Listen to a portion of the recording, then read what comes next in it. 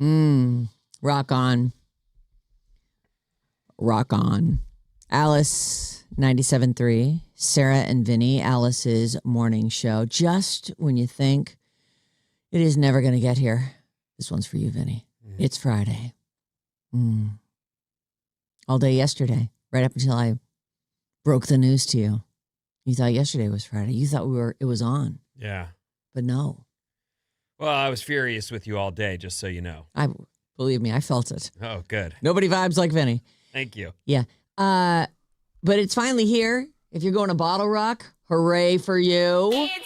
It's great. Listen. Feel it. Let it wash over you. A 3-day weekend for a lot of people. The weekend. Get in down on Friday. Let me know when it's done washing over me so I can tell you something. It's done. If you are driving this weekend, it is going to be gnarly. Just know it. Yeah. The end. Enjoy yourself. Just pack some car snacks. It's just like Get your everyone's bingo hitting the cards. road, everyone's hopping planes, Memorial Weekend. It's not so, and there's sales, there's all kinds of cool stuff happening in Bottle Rock, but they're shutting 19th or pinching it to finish construction. Oh, great! That's a great here in the weekend for city. that. So that's what I was just saying in the other room where I was like, wow, Memorial Weekend for that. Oh, we get 3 days. Who's Okay. out? Who's around then? It's the weekend. I know. It's Oh, well. Crazy weekend. I'll go another way. Yeah. I'm actually, we're going to Napa, even though I'm not going to Bottle Rock. And I was like, should we leave at 5 a.m.? John's like, we'll just sit in traffic. It won't matter. I'm like, okay. Listen to music. Chit chat about stuff. Oh, Eat car snacks. Yeah. Yeah, it'll be fun. All right. Be Well, like a really annoying road trip. That's The traffic is real getting to Bottle Rock, though. yeah. No, it's and especially nutting up the city like that means everyone will have to go around. Mm-hmm. Yep. So the East Bay freeways will be jam It's going to be packed. tough. It's going to be but, take a deep breath. Just remember, it's the weekend, and only things good can happen. I can't remember what he says. Nothing bad can happen. It can only good happen. There it is. Who says that? Trump. Oh, You've never seen that clip No. from him? It's hilarious. no, I look away. I say it to John all the time. It can only good happen, hon. No, I don't know what you're talking So about. don't worry about this weekend. It can only good happen. That's what our president says. Anyway, I want to talk about Survivor. Freaking season 50 was wicked pissa. It was just great. Oh, Wicked Piss is good. Oh, It was okay. pissa. All right. What a great season. Ow, ow, woo, woo, woo, woo, woo. It had Are you everything. happy with Yeah, the I winner? actually am happy. Okay. Yeah. I thought that in the end. Spoiler alert. Yeah, oh yeah, full spoilers. Like you've had your 2 days to watch it. Man, yesterday I had to cram it in yesterday. It was so crazy. What a beautiful day yesterday was. What are you cramming in? I had some stuff to do right after the show, and then my cousin showed up. It's like out of the blue for a lunch. And Oh, out of the blue. Cousins. yeah, I know. So he comes up once in a while because they've got a grandkid that lives in the city. So once in a while they'll be like, "Hey, we're here and we got an afternoon free." And I'm like, "Okay." So we did a bike ride, and then I'm like, "Okay, man, I got to eat my dinner." And so now it's 3 Get out, o'clock. get your I'm clothes and like, get get out. out of here, get your clothes and get out. And then we finally sat down and watched Survivor, and it was just epic. So good. Mm-hmm. Yeah. My favorite part is the big mistake. I did think, because I felt like, you know what? It is a live show. And there's Jeff. Before they show the scene where the guy loses, they bring him out onto the stage and he sits him down as the 11th member of the jury. And everyone on the stage is, and you can tell that someone's starting to talk to him through his ear, because all of a sudden he's going like this. Well, also the entire audience is like, what's going And on? he's- There's thousands of people sitting in front of him confused. Yeah. And he goes, "I'm sorry, what just happened? What happened?" So he announces it first. They haven't played that particular segment of the show yet, but he is such a pro. Like, he didn't get frazzled. He just ran with it. They wrote some extra jokes to put in there. I missed that part as I watched it. I watched the beginning and some of the episode and watched some of the setup from. I missed that part, but I did read about it, and I thought I think we have audio, don't we? No, I didn't. Oh, you didn't even grab it. Okay. I thought it was incredibly uncool the way people react to something like that because it's a live show, and having done live shows my whole life, I realized mistakes get made, and the idea that you could get through anything live 100% perfect is a joke. Yeah.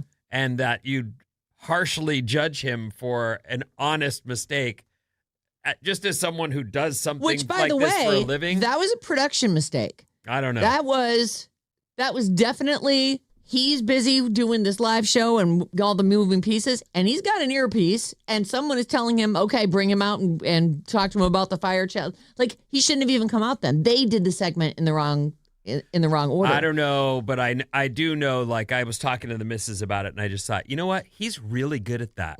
He does a great job. He's amazing. It's way harder think than on his feet. anyone would understand. And you just mentioned what I had mentioned to her. He's got stuff in his ear. He's got people directly in front of him. He's got cameras moving around. He's got a train of thought.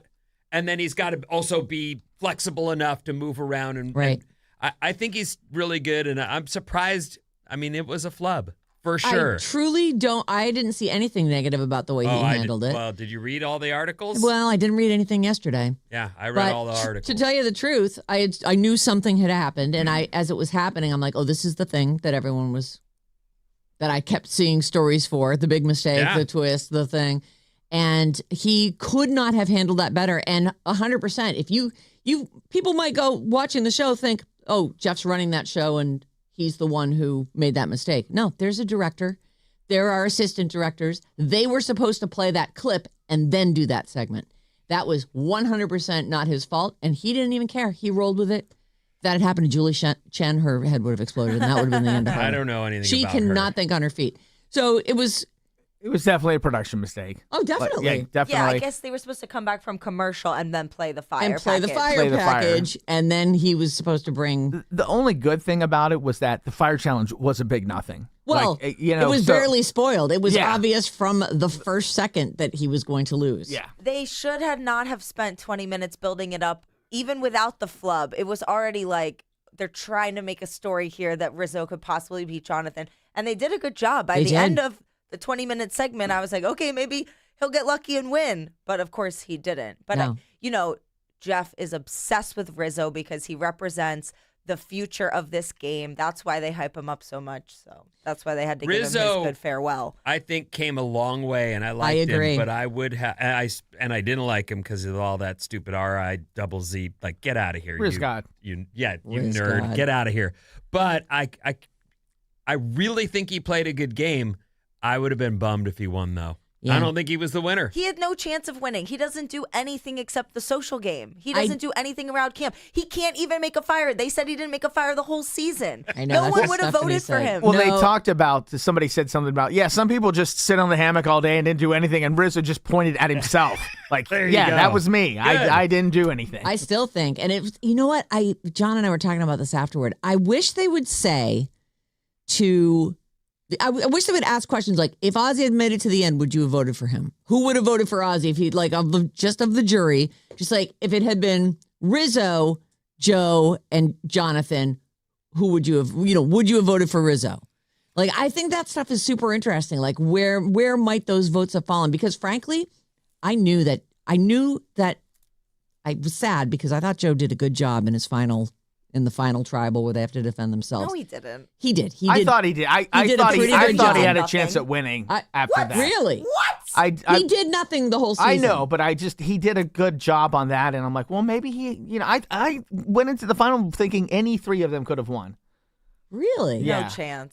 That's delusional. I actually thought Aubrey wins. When I knew she was getting to the end, I thought unless Rizzo got in there, that because I thought he had first of all, he could have pointed to the alliance he had with Suri and Ozzy, the hard choices that he had to make. I think he could have made an argument for himself. Jonathan played a revenge game. He only voted when he was mad at you he had a lot of enemies. A lot of people just did, except for his freaking fangirl. Oh my God. Does that girl want to bang him or what? Literally. Stephanie the whole and- package. I know the whole package. Not Stephanie. I'm talking about Chrissy. The older lady, where she's everything he's saying, she's nodding and smiling. I was like, oh my God. What is going on? I mean, he is insanely hot. That's just objectively true. No. I don't want to make out with him, and I really didn't want him to win. But No. I'm so glad he didn't good win. looking. Can we talk about the ball challenge thing? Oh, I love that challenge. that was really I can't believe how soft I've gotten. When she won and like fell to the ground crying, I teared up. Oh my God. I teared up and I'm like, what is wrong? What are these things in my eyes? Why am I tearing up over Aubrey winning a challenge? But it just, because she was so raw. and she was gonna lose. I think she would have been voted she out. would have been voted out. And I'm watching it, and as she's falling to the ground crying, I'm like, what is coming down my cheek? Why am I oh wow. so emotional Yeah, I over was Survivor? I was not moved to tears over that. I also but cried at the end of it wasn't Boys great. the Boys yesterday. The Boys made me cry yesterday. Oh. And Colbert, I'm a weeping mess. Oh, you cried so many times yesterday. I'm a mess. What's going on, Maddie? Do we need to I drill don't- down into this? cool. No, I think No. we know what's going on. Uh, It's just Maddie. It is just Maddie. but yeah, but I don't. Maddie. That was such a, when she won that, I was just like, oh, good for her. Okay, how do you guys feel about the fact that she had practiced that? I Good for think her. it's fine. A lot of people are doing that. There was a guy Hate. you hate I it. hate that they build puzzles. Oh. And we said this when Ozzy was here. I don't like the puzzle. Like I have all the puzzles duplicated at home and practice them each night when I put my keys down on my counter and I do a puzzle. Well, it's been on for I 50 understand. seasons. I get it. That's how- Preparation's part of it. Going pro is the way to win anything. I I understand. think but too, it you should doesn't- learn to swim really well Well. before you go on that. Like, I feel like that's just the same thing. Like, if you said, I'm getting on Survivor, I'm going to go take some swimming lessons, I'm going to practice holding my breath for 3 minutes. There's things you can do. And one of them is work on puzzles. Like, those puzzles take some great players down. Listen, I get what you're saying. I hear the English coming out of your mouth. I'm saying, and it won her the $2 million. Yeah. It won her the $2 million. 100%. Having practiced some game that got her the win, got her the money. Yeah. I still don't like it. What's it called? They had a name for it based on the guy who was making it as an art project in Simulation? I didn't even see it. Simulation. Oh, you didn't? Oh, it was great. It's the same one. They've done it a few times, and apparently it was an audience favorite. I was like, oh, I hoped they do that wire thing. What I know is where I stopped watching, and then I went to my computer to see who won, and I saw who won. I went, she must have won that because otherwise they were gonna get rid of her. Yeah, she would have been cut. So that's the only way she won is she got an immunity somewhere there at the end. Right. And she And did. she She did. won the most crucial one. And I really thought that she did a great job sort of presenting her story. She told basically her Survivor story. Here's who I was. Here's how I changed. Here's what I wanted to accomplish. Here's what I didn't want to happen again. And I really did feel like she can be an unlikable player. There are times when I'm like, Aubrey, who Yes. won the game. $2 million too. She can be unlikable. She can be a lot of them I can't stand. I get it. They're not eating. They're at a low point. They're not sleeping. But man, they can be such sad sacks. And then they get a little bit of power. It's like Jonathan. That was one of the things that really bugged me about him. He's sulking. He's so mad. Everyone's out to get me. Gets a little bit of power, turns it around and starts shaking the phoenix on his pecs. I'm like, don't stop doing that. Well, I think that emotions are difficult to manage when you're starving Yes, and and not haven't sleeping. slept. There's a picture of, it's TV. There's video, whatever you want to call it, there's this sweep shot where they get a close-up on Aubrey and the bags under her, like you just go, and I'm not trying to. No, she looks She worked. hasn't slept. She hasn't eaten. And that shot, I just went, like it would make a parent's heart hurt. You know what I mean? Like if you were her mom, Like, you'd what go is my kid going oh, through? honey, let's get you on a helicopter out of there. You don't look okay. Right.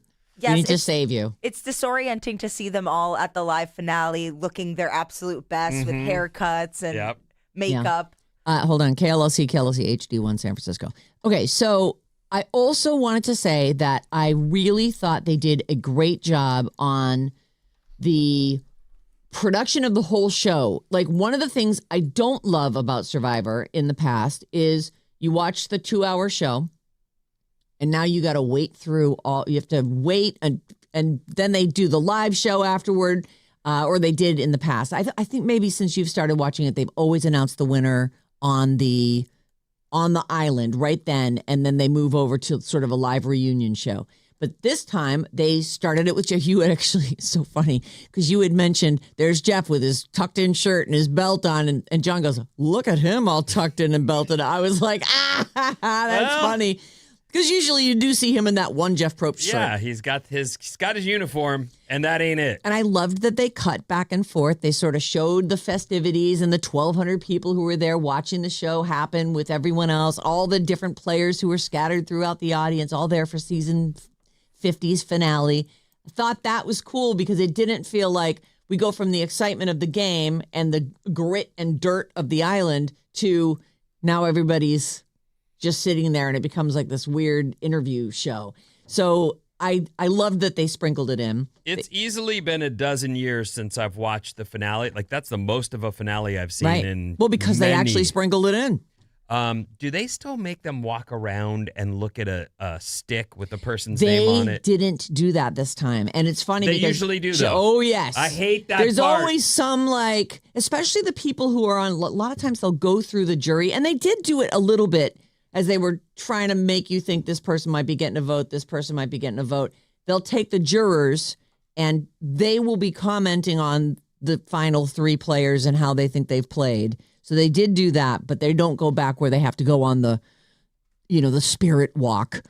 I hated where that. They have to I see stopped all the watching fallen players. One of the reasons is that. Like, that's stupid. You're forced. Get over there just and fast find forward some it. words. We fast forward it every time. And John he goes, "Oh, this is where and he starts fast forwarding. And I'm like, hold on, hang on, that's not. It was right when the families showed up. I thought that was a nice touch. You know, when you're at dinner and someone springs that you have to say grace, it's like that. Like, you see them going, I've got to find nice things to say about this person on TV right now. Like, you're on the spot. You weren't ready. Make an argument for them. I already have my fork in my hand. I was about to eat. I can't say grace right. What do you mean? All right. Grace. Oh. Jesus, thank you for dinner. Goodbye. Oh. Amen. Yeah, goodbye's not good. Right. Amen. But you know what I'm saying? Like, I hate that contrived. Yeah. Well, be spiritual. I know. But I'm starving, bro. Right. This is just another exhausting walk in the forest I have to take. Yeah, they don't really do that anymore. Give me a shower. Yeah. So, Want a couple texts? Sure, yes. 707. I love that Jeff gave Devins the coin he flipped on the Mr. Beast That's rad. episode. I didn't hear that. The other presentations were lame. Yeah. Although I did feel like Suri she's so freaking lovable. And I loved that she won the fan favorite. So she got 100K out of this thing. Yeah. Good. I hated that they gave the car to the winner. It's like, spread the love. She already got $2 million. That's that. Give it to the winner. I like they broke the curse. They, if you won a car, I remember that too. They used to occasionally there would be a car that they would. The first year was this car that I don't think the model lasted more than 1 year. Oh, really? It was like a Plymouth Aztec. Oh. You know that car? Yeah. A Pontiac. You know that car because you worked in cars, huh? Yeah. Funny. It's just Car's famous. This is a terrible car. So people would win them and then lose. Nobody who won a car ever won the game. And so that was why they decided to do it that way. By the way, that Toyota Land Cruiser, I got my eye on that. I love that car. It's like super retro looking and It's really cool. You should look at the Rivian. It has a very similar look. Rivians are sick. All They electric. are Rivians are good. very good looking. And the Rivian's all electric. The Toyota isn't. It's Right, like a hybrid. exactly. 707 Survivor. I wish they just do 2 people at the end because the third know. person never gets votes. And you feel so It's bad for them. embarrassing. It is. And just judging now, Aubrey needs a stylist. And what WTF was with Joe next to Jonathan's brother's outfit. Sorry. Yes. Cat Okay. and John Petaluma. goes, all right, back to Mario World you go. Like he's wearing a red overalls, shorts over a blue shirt. Is there something up with that guy? Like what in the F kind of costume was that? And I felt bad for Aubrey. I I wasn't perving, but when she was sitting there, she had a skirt on and had her legs weren't closed. And they kept not trying to show the front row because there she is with her legs spread open. Not spread open. Okay, they weren't spread open, but they were definitely not crossed. Spread eagle on TV in a dress. Her knees were not touching. She did have dark nylons on, so and I'm a boy. You notice those things. Oh, I noticed it too. She's But I so felt bad. genuine. Such a bad dress too. Like It was not a good the out- whole it was look not was like good. Makes me love her even more. Yeah, she's just great. the true dork. And like to beat someone like Jonathan who has everything in this world, it's just the best. I was so glad he lost. You I really just like Jonathan, don't you? No, I don't like him at all. Oh. That's what I'm saying. Oh. Nobody wants to see one of those. Someone in the YouTube said, I'm so glad one of those nasty men didn't win. Or loser men didn't win. 510. After last season, Rizzo, knowing he can't build a fire, how could he be so stupid not to learn how to build fire and practice it? He deserved to lose at fire. He didn't go anywhere. He didn't have time to do anything. Yeah, right. that's fair. He only went had 2 straight. weeks. Like, that's the other thing about like him being lazy around camp. Dude's been on that island for how many days? Yeah, he got to eat for 2 weeks, I think, and then he had to go right back on there. Yeah. I don't know, 50 straight days at least. Well, there's an example of practice the fire at camp. Yeah, You're the there live all long day. day. You have nothing Gather to do. things and start making fire. I feel like it went the way it should. I think the right person won. Yeah. And Agreed. it kind of doesn't even matter who wins that game. To me, we're just watching a show and you're invested in all these different people. And it does matter. I didn't want Jonathan to win, but I was glad that Aubrey got it. I thought that it felt good. It felt right. So this part of the show is brought to you by Jumpstart MD. Want to get in shape for summer? Start your weight loss journey with Jumpstart MD. Mention Alice and save up to 70% in May. You can call 855-JUMPSTART or visit jumpstartmd.com. You can continue to text us about Survivor, and we can certainly revisit that. 800-400-3697. At 7 o'clock, we're going to be doing bad advice. Probably too late for you to get a letter in for today, but please send those along. badadvice973@gmail.com. I want to mention... and by the way, Survivor 50 concluded with 5.8 million viewers, which, oh, Jesus, I keep deleting my stories. 5.8 million viewers, which is the highest since like 2020. I actually would have thought it would be more, but apparently not. 5.8 million viewers doesn't sound like a ton, but it's enough for them to keep making that show. Well, we don't know how many people watch. Are they able to count or include in that count the people who watched it a day later? I think that is how I got the number today. I think it's live plus 24. There's like a term for it. I might have that wrong, or plus 1 day. But they're saying 5.8 million viewers on CBS, the most watched finale since Winners at War in 2020, which was, by the way, the last full-length game that they played. I believe that was in progress it was airing, in the progress of airing when the pandemic happened. Oh. Because thereafter, they went to the new thing. They'd have to vet these people and keep them quarantined leading up to the show. It was all COVID all the time. So there's that. Stephen Colbert, The Late Show, ended its run inside a snow globe, which is nice. As they backed away, you could hear through the glass of the snow globe, you could hear the theme song muffled playing through it. It ended its 11-year run last night. The Late Show with Stephen Colbert.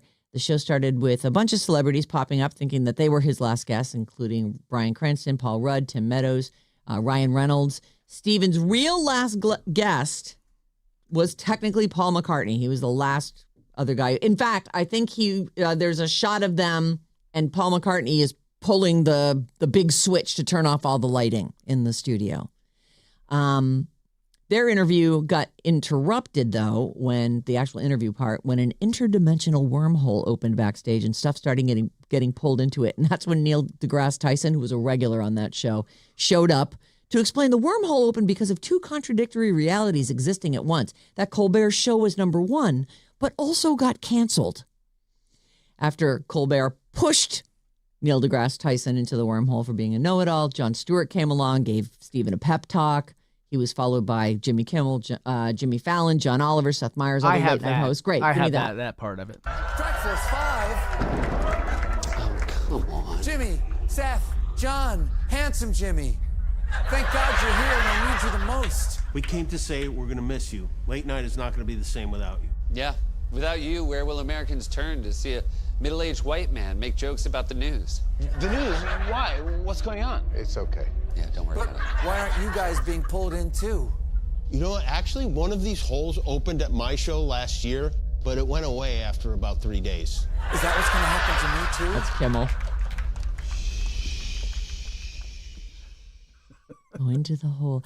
So then they closed the wormhole so Colbert could get back on stage and finish the show. Then it reopened and sucked up everyone and everything in the theater. He ended up in a dark room with Elvis Costello singing his 1977 song Jump Up with help from late show band leader Louis Cato and former band leader John Baptiste, who came back for the finale. And that wasn't it. They then cut back to the studio where Paul McCartney sings, I don't know why you say goodbye, I say hello.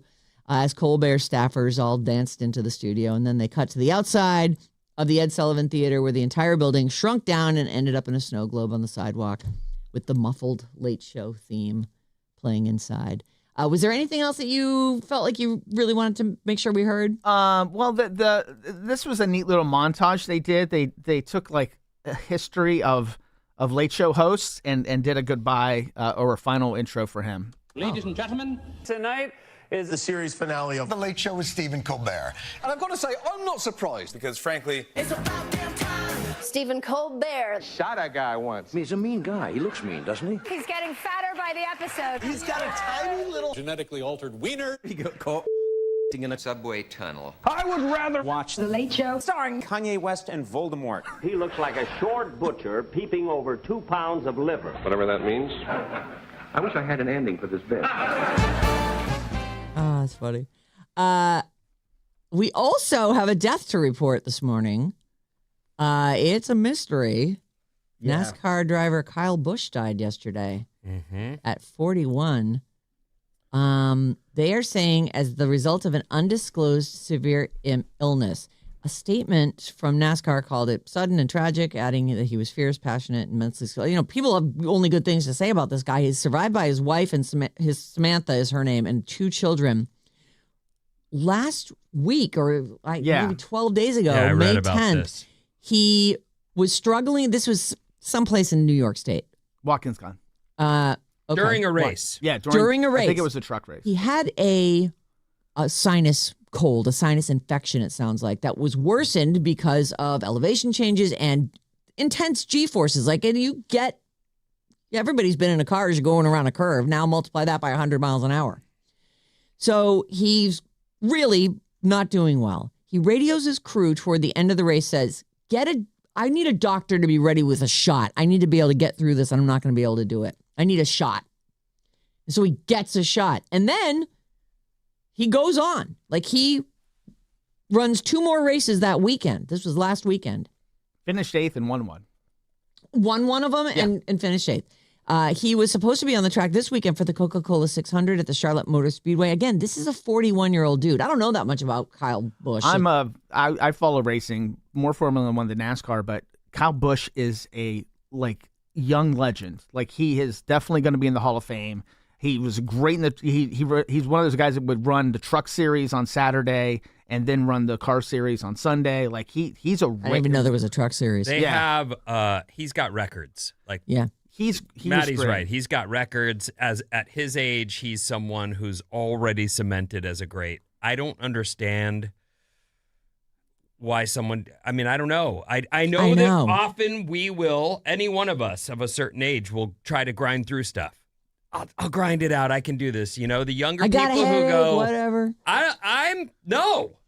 That's the move. Yes. Like, clearly, this is an example Somebody of come check my head. There's a young something going person on. should have been around to say, it's not worth, how about you race next month? It's just a sinus infection. I'm just going to power through it. But I mean, he even was at 2 days ago. He was at a charity event. Him and his wife have a big charity event in Charlotte before that race because they're from Charlotte. He's huge in Charlotte, and he was okay. And then yesterday, literally, I watched the first thing come up. He's in the hospital. And then it wasn't 2 hours later, he's dead.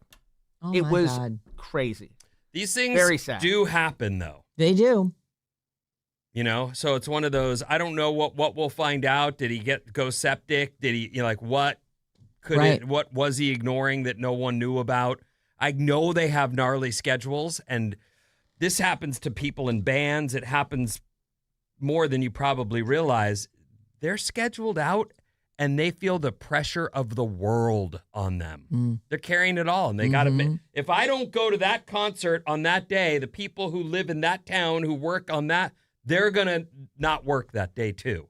Right. If you're carrying the circus on your back. Right. And I'm sure he was too. He was literally training when he passed away. He was behind a simulator, a driving simulator. Wow. And that's when he must have collapsed if they got him to the hospital. Yeah, when they found him unresponsive. You know what? It sounds like a stroke or an aneurysm or something.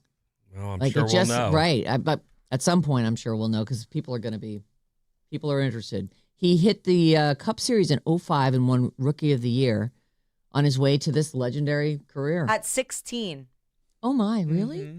He started at 16. So 22 years of NASCAR racing. Incredible. That's incredible. It's a lot of circles. Dale Earnhardt Jr. tweeted, Kyle was one of the greatest drivers in NASCAR history. No one can deny that. Mm-hmm. So rest in peace, driver Kyle Busch, who passed away. And I just wanted to read this to you really fast just to get some stuff off my plate.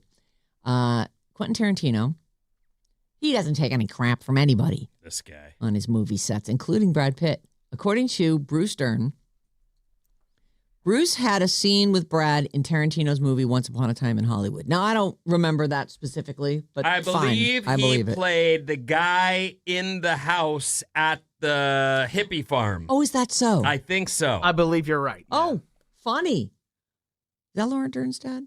Bruce Dern? Yes, Okay. I think so. So, according to Bruce Dern, he has this scene with Brad in the movie Once Upon a Time in Hollywood. Dern says that he ad-libbed a line and it stumped Brad. Like, they didn't know how to respond to it. So Brad said, cut. And Tarantino went off on him. Never again in your life will you ever cut a camera or you'll be dead in this business. That's my domain. Like, I don't know if you can really say that to Brad Pitt, but it sounds like he was. If you're Tarantino, you can. Sure, I guess. But yeah, I'm well, saying you can on your own movie set. You can't do that anywhere else. Brad Pitt will go, I own the rest of the world that's not your movie set. But, I mean, to say you'll be dead in this business is a bit of a stretch. Tempers flare. That is true. He must have really liked the ad lib. He must have. Do a cutaway. I do it my way. Don't tell me how to do it. Don't say cut. You know what's cool or interesting, I think, is when you see these scenes where people bust up or lose it and they at least try initially, get it together, not move, let the camera keep rolling, and because they know editing can fix it. Yep. And if they can just not keep Lose laughing, then they've got the scene. Right. It's kind of fun to see that kind of level of pro. Yeah. Or losing it. I love at the end of movies too. Like they run a few direct from the script, and then some of these really talented people they ad lib a little and they figure out some other things to do. There's those scenes at the end of, I think it's Horrible Bosses, where Jason Sudeikis there's a whole bunch of outtakes with him where he's like saying, it's like that quote you heard in the movie, blah, blah, blah. And they go, what? That's not in any movie. He goes, now it is.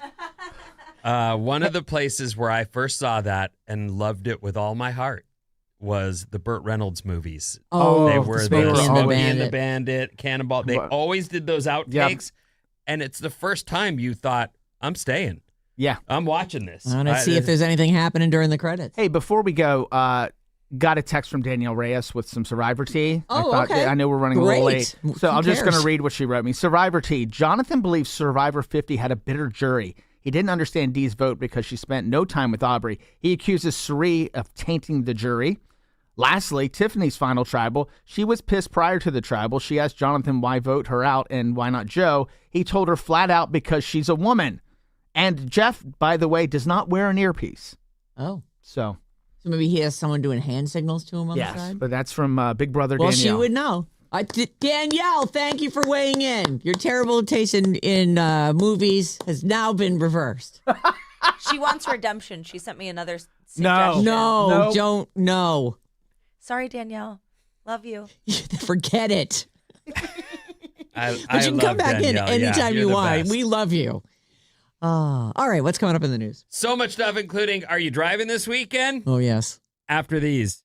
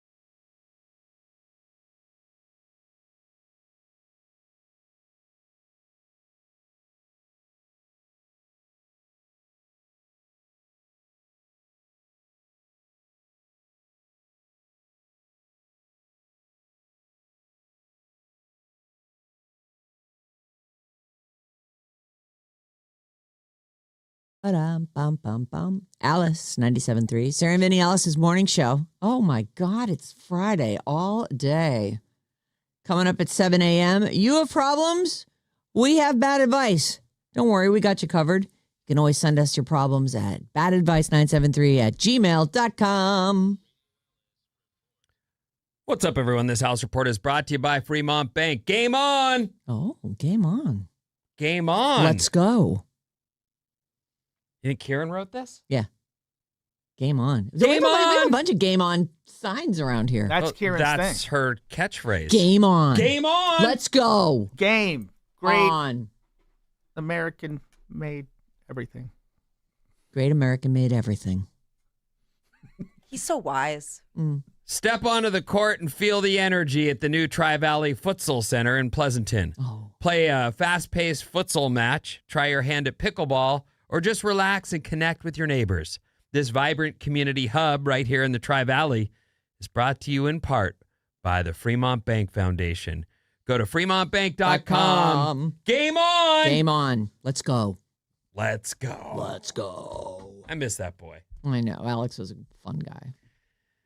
I still Hey-ho. follow him and his part. It's his Brazilian wife, right? Yeah. They were just in Brazil. Oh. Mm-hmm. And I liked them all. Like. If you don't already know, it's Memorial Weekend. Big one. Yeah. This is a big one. This is, for many of us, it feels like this is the kickoff to summer. Yep. Also, Bottle Rock this weekend. Mm-hmm. We'll see you out Busy there. times, yeah. Overcast start this morning, but we should see the sun break through. And in the inland areas, you're still going to be pushing above 90. Oh. And elsewhere, probably more likely the upper 70s and 80s. That sounds pleasant. Yeah. Road construction on 19th here in the city this week or this weekend. So that is not going to be an option if you're trying to get through the city to the North Bay. You'll probably want it. Well, it's an You'll option. need to go around. Yeah, but it's not. That is not a fun traffic jam on a normal day. Mm. So when they start closing lanes, ay. Ay. The Knicks won last night and are up 2-0 in their series in Oklahoma City at Spurs, 5:30 tonight. And that's 1-1. Series is tied. Okay, today is National Road Trip Day. Oh. Well, it's for once a day that is like, that makes sense. It does make sense, and that's kind of theming out here, as we all have stuff to do. Sure. Everyone's busy. 45 million Americans will travel at least 50 miles from home this weekend. That's AAA's expectation. 45 million. That's a lot of people. And what's weird about it is gas. I mean, I'm sure it's been higher at some point, but Has it? I'm going by stations that are $7 for the cheapest stuff. Right. AAA released its Memorial Day travel report. And again, 45 million people will travel this year. That's up a notch from last. The record is 44.8 million, which was set last year. Oh. Well, let's see. We do love our barbecue. We'll go 50 miles for that. Well, we like to do things too. Like that's, you don't want to get in your casket and be like, boy, I never did anything. Yeah.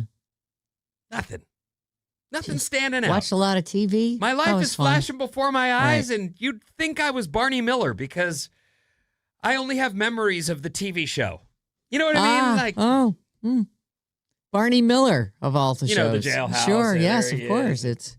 You don't know Right. Barney Miller, do you? Of course not. The theme song is great. Play me the theme song. Is that the one?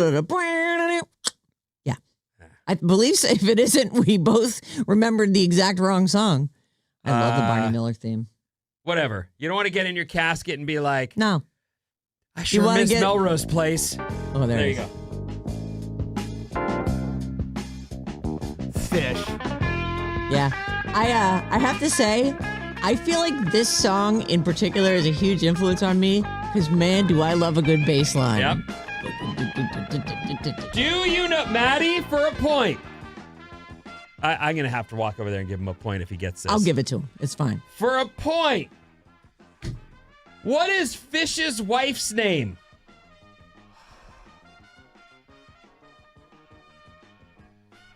I got You never Stella in see my her, head, right? but I don't think that's right. He's got to get home to his wife, but you never see her Well, on the he, show? he ends up getting his own series later. As a Yeah, spin-off. I forgot. I'm saying Stella. It's Bernice. Bernice.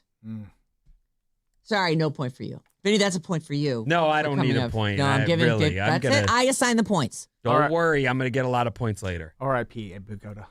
Yeah. Abe Vigoda. I liked him. Boom. Boom. It doesn't matter. The point is, people want to do stuff and get out, and I will see you at Bottle Rock. It's going to be so fun. So good. We should play this anytime we're talking about traveling. It just feels like travel music. Does it? So good. I mean, I can't even remember if the show was as good as the theme song. It was funny. The show was good. Yeah, whatever we watched, it was just because it was on TV and we didn't have a lot of options. And there was a guy on the show named Wojciechowicz. Oh, yeah. Is that his name? Yeah. The Yes. Polish guy? Yeah.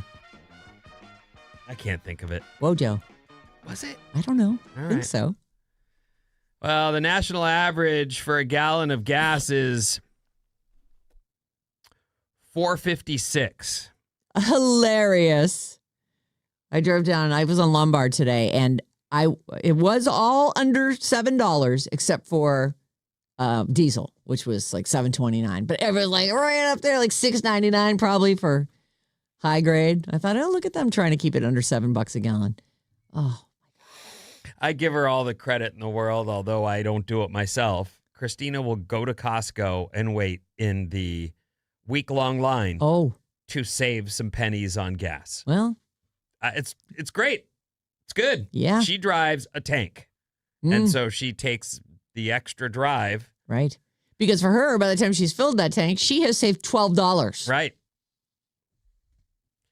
Again, Memorial Day weekend, everyone.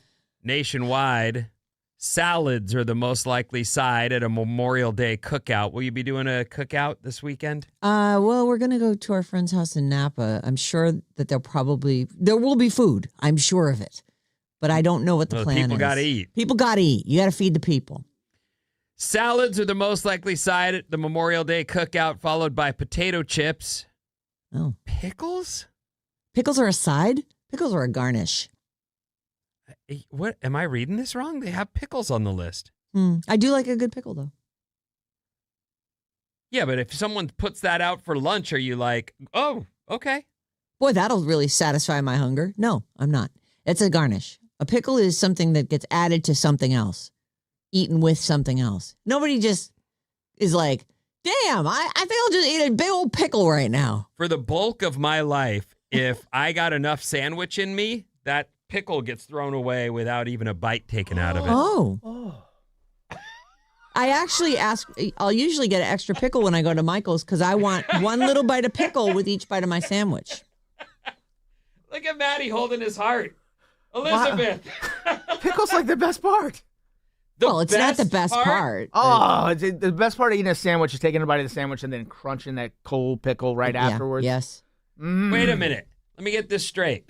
You got a mouthful of turkey and cheese. Yes. And then you squeeze through the hole in your You mouth. don't just squeeze through it. You just put a little bit of the pickle in your mouth. You just took a big bite of turkey. How big a bite are we talking? Have you even chewed any yet? No, usually I'll take the bite, make room in my mouth. That's a double bite. I don't do that.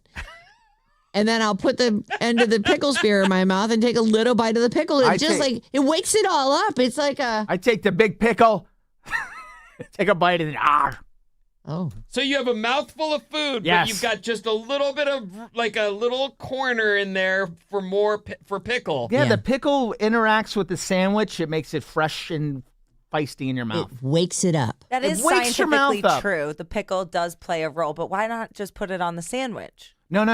I want it cold. No, I because I want it to crunch. Show their food, what they've eaten, what's in their mouth. They're trying to show that to their fellow diners. Well, also look at me. I have a big bite of pastrami. Vinny, we can't all And be here like comes you the and just pickle. lower our head over a plate and hork it in and then go, are we done yet? Why are you guys still eating? We all can be like me. I'll teach you how. No, I'll teach you how. You can put a pickle in your mouth without going, ah. No, don't say yes. Yeah. You know, you can't. No. And I like pickles on the sandwich and extra. Pickles are good. Pickles are good. I'm going to have pickle after work. Listen up, party people. I'm ready. Now that our argument about pickles is over. Well, there's no argument. We won. I agree. You believe you did. Thank you. Have you ever voted in an election Yes. and then wanted to get hammered? No. Oh, you didn't Like not specifically. That's off my plate. Let's get ripped. No, usually it's on a Tuesday anyways. It's like, and now I just mail in a vote. Right. I mean, maybe Me I am too. going to get ripped afterwards because it's a Friday and that's when I had time to fill out the ballot. But yeah, when I used to, you'd go to the polls and then you'd like go about your day. There's a small town in north central Alabama. Okay. Alabama shakes. Central. Got it? North central. North Central. Called Falkville.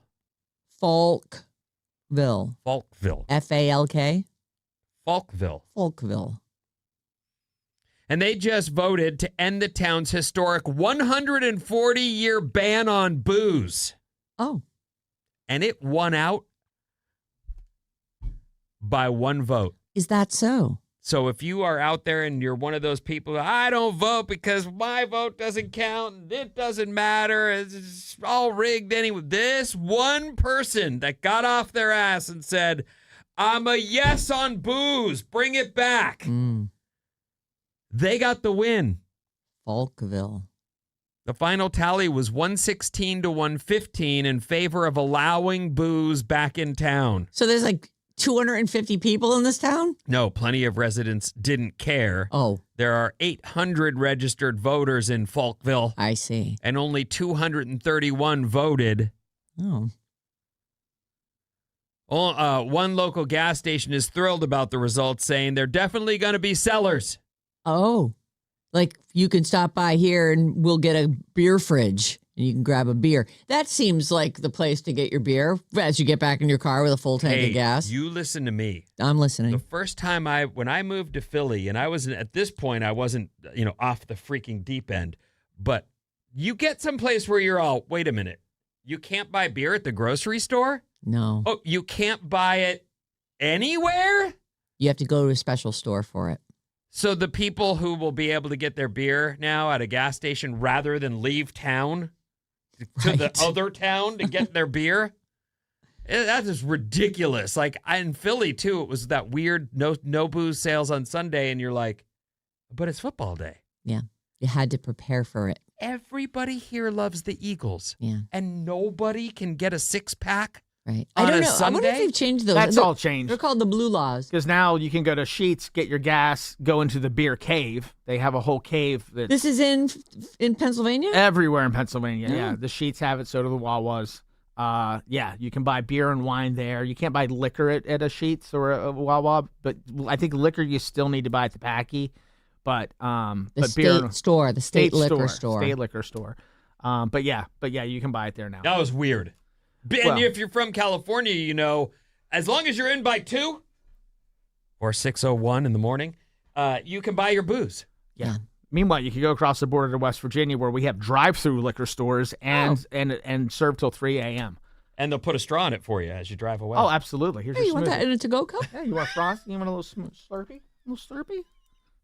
Our text number is 800-400-3697. And Maddie's on the show. Oh, we got lots of texts. Let me jam through these. 925 Babe Vigoda. I love that. Oh, Babe Was Vigoda. only 53 years old when he was on Barney Miller. And he looked 100. I know. I'm like, Oh, he did look like the old guy. I'm 53. You know what, though? Everyone looked old to us because we were kids. He probably looked even older than, like now I'd be like, oh, look, that lady's only 53 years old. She's so young. No, I saw his picture when I was playing the theme song. Oh. No, he looked old. Yeah, he did. He looked like Playing an old guy. It's the same thing. You see those photos of, oh, God, she lived to be 90-something. Betty White? Betty White. You see pictures of her in her 60s, and she still looked like she did in her 90s with the gray hair and the curls and And if you look at someone who's 60 now, an actress, you'd go, look at her. I know. She's a supermodel. Right. Doesn't have anything. There's no resemblance whatsoever. I know. Age defying. From our friend Jessica in San Mateo, today is my birthday, and I'm driving up the coast with my parents to Half Moon Bay. Super cool. Today happens to be National Road Trip Day. It's also Harvey Milk Day. Definitely worth a mention, as he is an icon of the gay community. Yes. Love you, radio family, and I'd love a shout out. There And you Pride go. Month is right around the corner. You said Jessica, right? Jessica, yeah. Go Jess. Have fun. 707. I love pickles, but do not put that nonsense on my sandwich or burger. Oh. I am with, well, I don't love pickles, but I am with you. I like a thanks. ham and Swiss with those slab pickles they do now. You know, you can buy them. They're slabbed out, so every bite has an equal amount. So good. 707. Jonathan has been doing post game interviews and is a bitter loser. Cry more, muscle man. You got beat by a girl. Yeah, listen. That guy, we all knew it. It's no surprise that he's got sour grapes. He was a little bitch. Okay. I have spoken. It is known. It is known. 925. Vinny, you don't save your sandwich for later if you didn't finish it? You said you'd throw it away?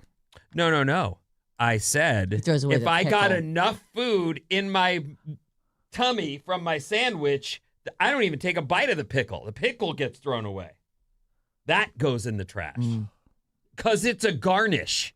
Do you eat the parsley too? I love parsley. No, you do. Yes, I do. In fact, I save it for the end because I feel like it freshens It's a mouth my cleanser. mouth up. Yeah. Yeah. You eat parsley too? At the end, because it's like, Yeah. like in my family, we eat salad at the end of the meal. Like that's an Italian thing. I don't know if your family does it, but like we always have our salad after the meal because it helps cleanse your palate, and then you're ready for whatever else. Okay. Dessert. The gelato. You said a lot of stuff that wasn't about the parsley there. But You yeah, put parsley in your mouth and at go, the end. Num, num, num. I At the chop end. parsley and put it on fish. I chop parsley and put it over my spaghetti. Yeah, but the sprig. You take the I sprig. love the sprig. I will sit and eat I grow parsley some years, so I'll go out there and just be eating the parsley.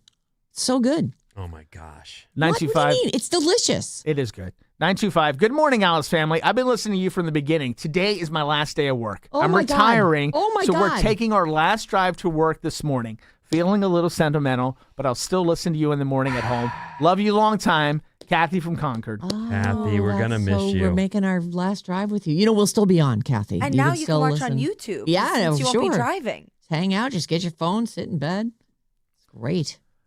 Congratulations, by the way. Mm-hmm. 510, and this is so true and the best. At Disneyland, you can buy a whole big pickle as a snack. I often see many people walking around just munching on that pickle. Natalie from Livermore. That's me. That's definitely something I do at Disneyland every time. Well, listen, it's very expensive to buy food at Disneyland. Maybe that was like, look, we're on a budget, kid. You can have a pickle. Only afford a pickle. They're only a quarter here. This will fill you up. I Eat want a it. churro.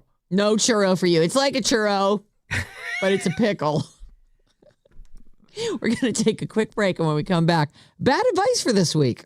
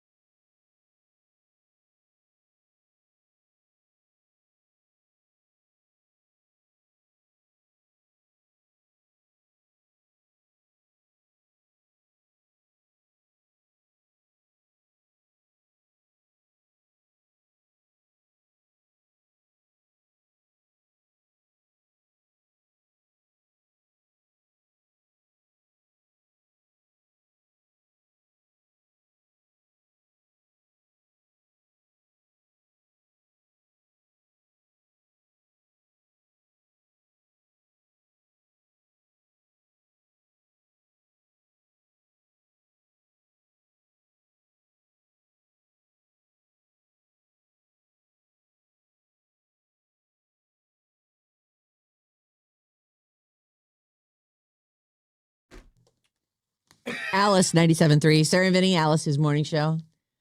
I'm sorry, I was in my own head looking up. I was like, I saw Santana like in 1984 in the same place I saw Madonna and the Kinks and Chrissy Hines.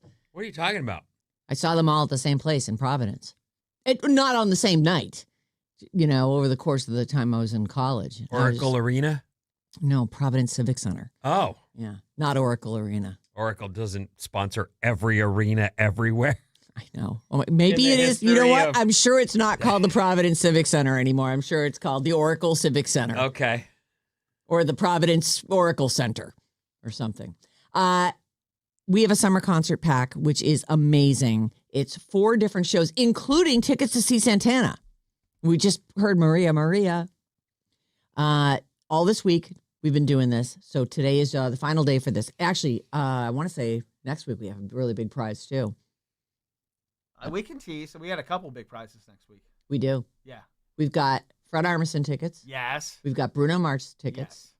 And I think we're doing Napa Valley Wine Train, too. That one's going to be on radioalice.com. So go to radioalice.com. You'll get all the concert stuff. Yeah. You should that's where you find out what we're giving away, what time everything's happening, how to get entered. Right now, though, I'm going to tell you about something we're doing at 9:05 today. We've been doing this all week. It's the summer concert pack from Alice. 9:05, 12:05, and 5:05. We give you code words. You can win a pair of tickets with the code word for all 4 of these shows. Pitbull, which is sold out, Hillary Duff, The Fray with Dashboard Confessional, and Santana. It's all courtesy of Another Planet Entertainment and Live Nation. We got a phone number, which you can also text us on, 800-400-3697. But if you're going to go long form or you want to send pics or videos or anything like that, use our email. That's where we can get that stuff. SarahandVinnie@Odyssey.com. And then once a week, on Fridays at 7 a.m. Oh, look at the time. We do Bad Advice, and that email is badadvice973@gmail.com. Thank you to everybody who wrote in and helped us out with some really good problems today. We are going to start with this one. Bad advice. I am recently divorced, and I had a very amicable resolution. Good for you. I know, right? You don't hear that often. You don't. And he says, I agreed to give her a good price for the house. She agreed not to take my retirement. We are still friends, but we don't talk that much now. Part of the agreement was to take at least one family vacation with our son. We're gonna get together. We're gonna do it once a year, or it just says one last time. It just says part of the agreement was to take one last family vacation with our son. So this must be, and he is saying he's recently divorced. So this is sounds like a one-time thing. All right. I'm from Detroit, and we've been vacationing on Torch Lake in northern Michigan. Are you familiar? Oh, yeah, that's the party lake. Torch Lake is the party lake. In the summers, tons of boats come and all tie up to each other. It's like one big floating mast where you can jump from boat to boat. Regatta. Yes. Exactly. Nice. So Torch Lake, northern Michigan. For the last 10 years, we've been going there. We invited my mom and brothers while we're all there, and they all get along with my ex-wife, so it sounds perfect, right? Well, since my divorce, I have met a woman that I have very strong feelings for. I'm getting the feeling she's not a fan of my going on vacation with my ex-wife. Even if she says she's fine with it, I'm concerned about how she'll react when I return. Curious to hear what bad advice you have. Sincerely, Vacation Trouble. I feel like you might be creating the problem. You are never going to not have ties to that person because you have a kid with them. And anybody if this lady can't handle, I get why you'd be like, oh, I don't want to ruin this. I actually really like this. But she's got to get used to it. This is someone if she's going to be with you, if you want to be my lover, you got to get with my ex-wife and my kid. You don't want to be with someone who can't handle that. Can't be cool with one last agreement, the final note on your divorce is this vacation, and you should fulfill that to the period. Yes. To the last word. Get it done. Enjoy it to the best you. Look, we did that fake the practice question yesterday where the guy stumbles. They're moving, and this guy stumbles upon his wife's journal from college, and where she had a list of all the guys she'd done this stuff with. dumbass reads it, and then he finds himself feeling like he's been lied to. And like, first and foremost, you shouldn't have been snooping through her stuff. And guess what? In that scenario, eat it. You don't get to talk about it. You get to live with it. Because I think he's gonna. You abused your position in her life by taking that journal and going, oh, no one's around. I'm going to thumb through this and see what's... What is this? Is this a list of dudes and all the stuff she did with each of them? She told me she could count them on one hand. The hand does repeat. Yeah, there you can just keep going. Keep on counting on Start one over hand. I can after count on 5 one into hand, too. 6, right? Without even trying. Sure. Right. Piece of cake. Anyway, my point is, you made a deal, fulfill it, and then you can walk off. But she's still going to be around. You need this lady to get down with the fact that you have previously been married. Yes. And if she's and you have a child, insanely jealous and can't be cool about something that you, again, agreed to before you even met her, then she's probably not for you. I also want to reread this last paragraph. Since my divorce, I've met a woman I have strong feelings for. I'm getting the feeling that she's not a fan of my going on vacation with my ex-wife. Even if she says she's fine with it, I'm concerned how she'll react when I return. You're getting a feeling. You're getting it. She has said she's fine with it. Take her at her word. Obviously, don't bang your ex-wife on the trip. Yeah, don't do that. Yeah, that just complicates everything. Well, that ends everything, really, because she'll go, I didn't like it in the first place, but now I know for sure that my instinct was correct. Right. I'm not in this same situation, but I've thought about this a lot. So coming up in June, my brother passed. We have 2 memorials for him. Shauna is going with me. On the same flight. On the staying same flight. in the same place. We're Shauna, your ex-wife. My ex-wife. Not your ex-wife. Shauna, your separated wife. So the thing is, she was a member of my family for over 20 years. So she's going to be around. My family, she's still going to be part of, she's in there. Like, she and my sister and my stepmom. She was really close with this brother. And she was really close with my brother. And she's part of the family. Like, I'm going to see her at things. She is definitely going to want, she's very close with my dad, and we're spending time with him too. And I've thought about, what if I was dating somebody, how they would respond to that. And yeah, I could see them getting very upset, but I think they have to understand it. 20 years is a long time when you're with somebody, and they do become part of the family. If I'm the person that, like you just explained it perfectly, you look at them and you say, this is not anything untoward.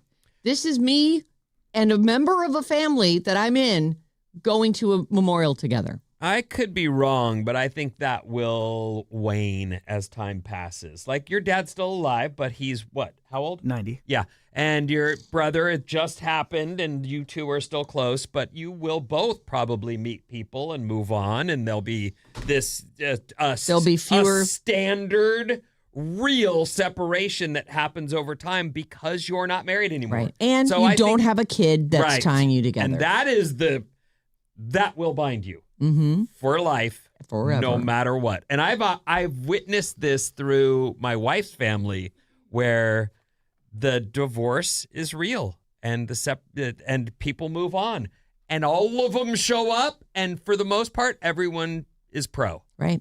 They're pro. They know they're coming to a party where they're going to see their ex, but they're also going to see the entirety of the person, right? Exactly. And you just got to get down with that, and it happens probably better over time than that first day. Yes. 408, to add to the bad advice, the new woman needs to get on board, because once that kid gets married, has children, there's going to be birthday parties, weddings, and all kinds of other stuff that she can't be mad at, as Vinny would say. Punt if she's not on board. Love you all. Yeah. Lisa, San Jose. She doesn't have to be an enthusiastic participant, but she needs to know that this is what you're bringing with you into any relationship you get into from now on. You have to wrap your head around it too. You have to be able to lay it out calmly. This is my ex-wife. We're doing this because we agreed to it in the divorce. We are seeing a really unique shift in dating lives where men are less likely to hang and partner up. And so we're seeing this very strange reality, but it's not, it's still young people. Most grown-ups are living this life where they have to get down with and if you don't want anything from the past in your life, then you've got to somehow find someone who's stayed single Mm-hmm. into whatever age group you're dating in. That's hard to find. You already can't find young people that want to marry and stick around. You hear about the dating apps and they're like, no, I got everything I needed that first night, and then I moved on to then I swiped right again. Like, that seems to be the review of men in this current society we're living in. How you're going to find that person that's got no attachments anywhere without kids? Like, it's weird that I was, right? Mm-hmm. Like, Christina met me and I was 40 or 41 and had never been married and had no kids. That's a pretty rare bird, don't you think? It is.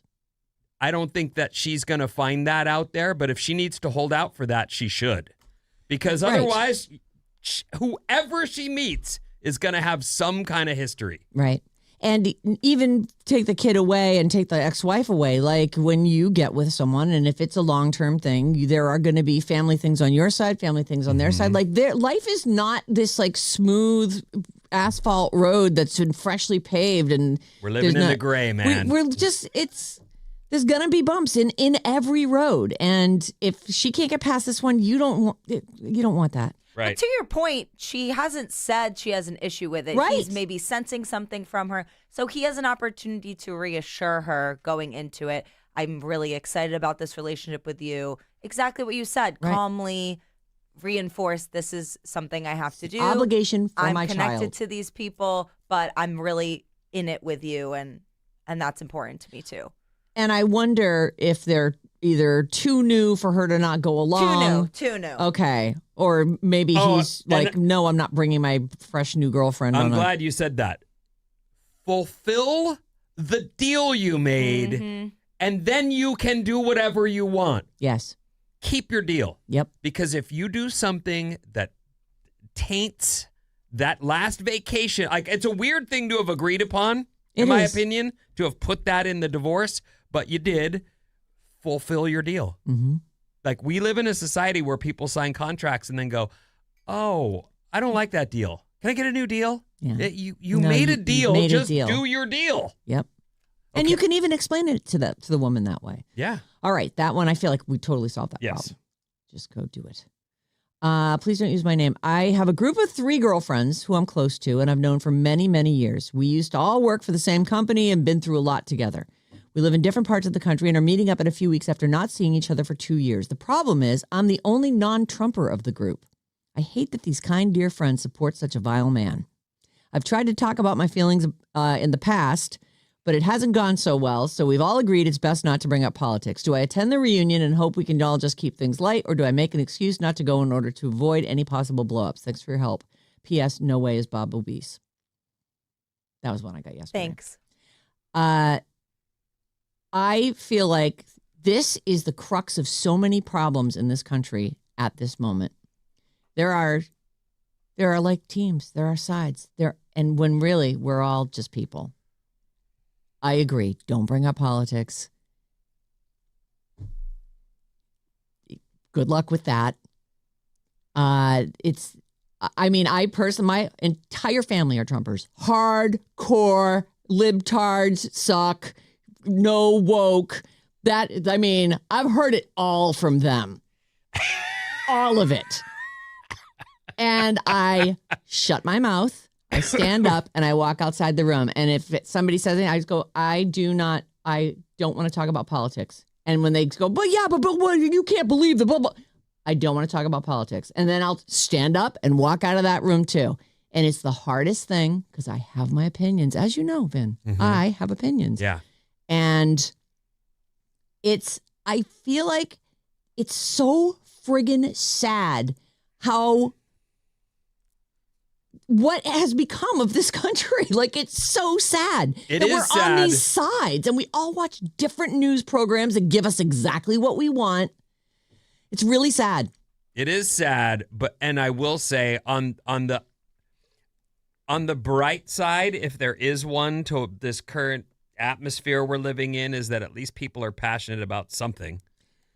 I guess. But here's the reality is, if you can't not get baited, then don't go. The reality is, now listen, I have a suggestion for you. Oh.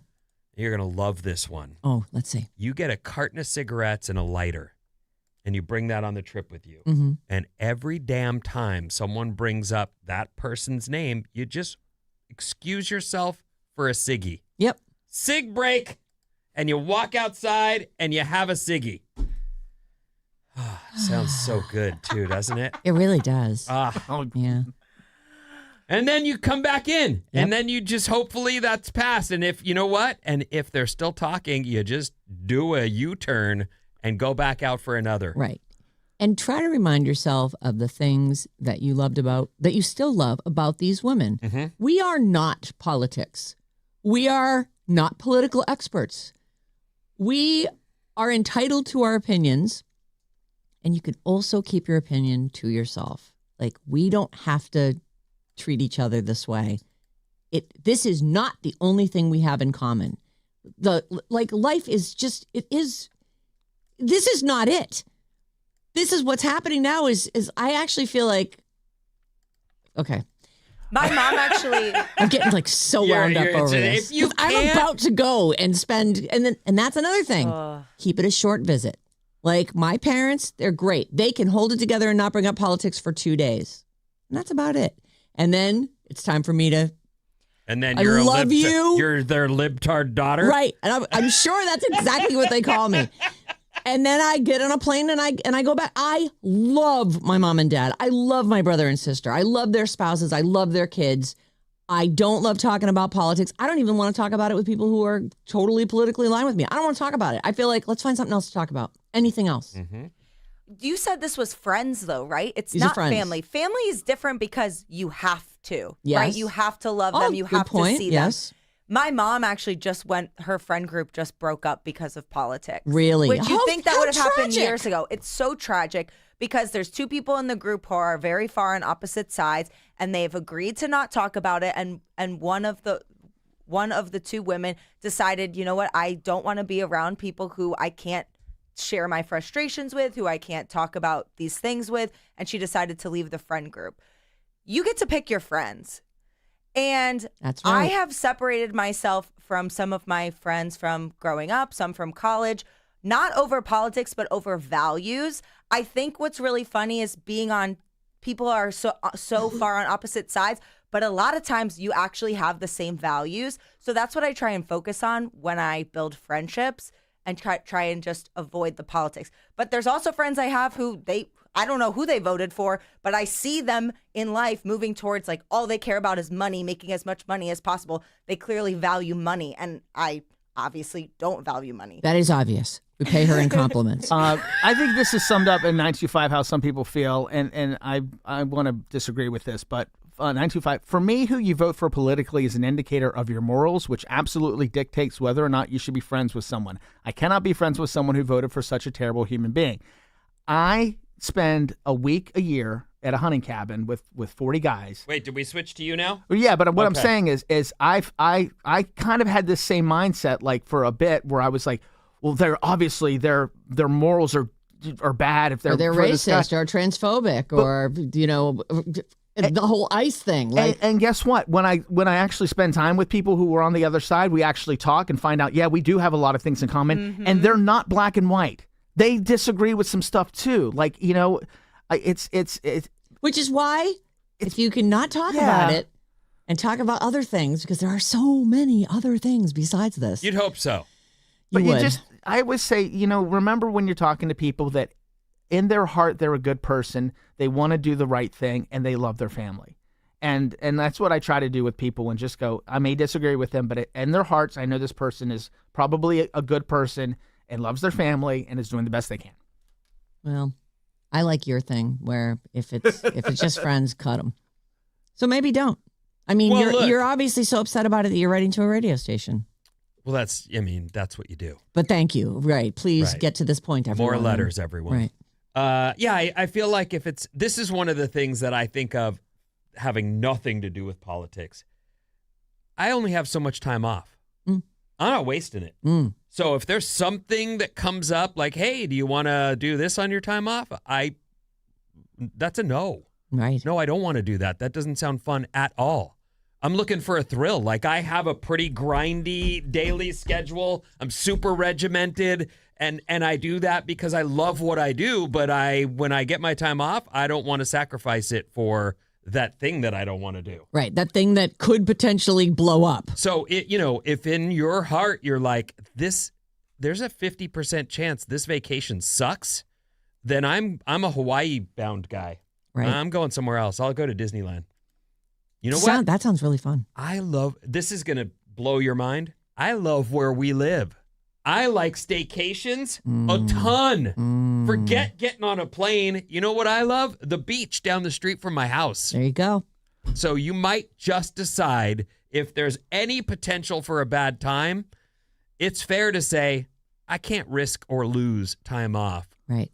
In a debate. Well, and not to see friends that, are clearly you have fear about this meeting. I would say that's actually a great point. Why would you blow any of your time someplace where you're already having anxiety about doing it? 415, we're getting a lot of texts coming in. And as a young person, I was always liberal amongst conservatives and had no issue maintaining friendships. Right. This is a different era. This is a totally different era. If you are someone persecuted by the administration and your friends are literally rooting for your suffering. Right. Look at the values is a great perspective, and I agree. And that's really like the tone of most of the text is that people think, they're really saying, hey, if you support this person, you obviously support things that I don't support. I that I really don't support. think that's always true. That's certainly the case, but I don't think that's always true because the media is brainwashing people. They literally see different news than you. Yes. They're told completely different narratives, Yes. and therefore their perspective is completely different. A lot of people want what's best for their children, the future of the country, and they're just confused on both sides, frankly. There's no way that we're not. If you can watch both, which I try to, it is amazing the difference in and there's a sales job going. These are people who want ratings for their crappy cable news channels. That is what this is about. What is the most outrageous thing I can say to get this whole side stirred up? Like, we're all getting played, and some people are buying into it so hard that you're like, huh, really? You're smart. Okay. 408. I don't love the message that we can't engage with people whose political viewpoints we disagree with. What kind of world will this be if we completely stop practicing and teaching our kids how to have civilized discourse? Yeah, well, I'm with that tell person. that to the family who just shot the other person in it. And that's one thing, 415. Respectfully, you guys are all white. As a woman of color, I absolutely will judge someone at distance if they say someone is really blatantly right-wing. I know they don't see me as an equal. I respect that 100%. Yeah, and where do you want to spend your time is what it comes down to. Yes, Vinny. Where do you want to spend your time? Exactly. I'm going surfing. Yeah, I don't. I mean, not right now, but, right. In a minute. All right. Well, there you go. I don't know if we solved that one, but we certainly gave you our opinions on it. Opinions. We've all got them. badadvice973@gmail.com. Thank you to everybody who sent those in. I did get a lot of good ones. So they're in the folder. So maybe they'll get read next week. Mason is going to sit in for me next week. So I'm sure that we'll get to some of these as well. You're doing a political. I am doing a political hostage situation in yes, just a minute. My parents' 60th anniversary is coming up, and I'm going to go there and celebrate with them. And we're not going to talk about politics at all. And they're really good about it. The end. What's coming up, Vin? Weddings after these. All right.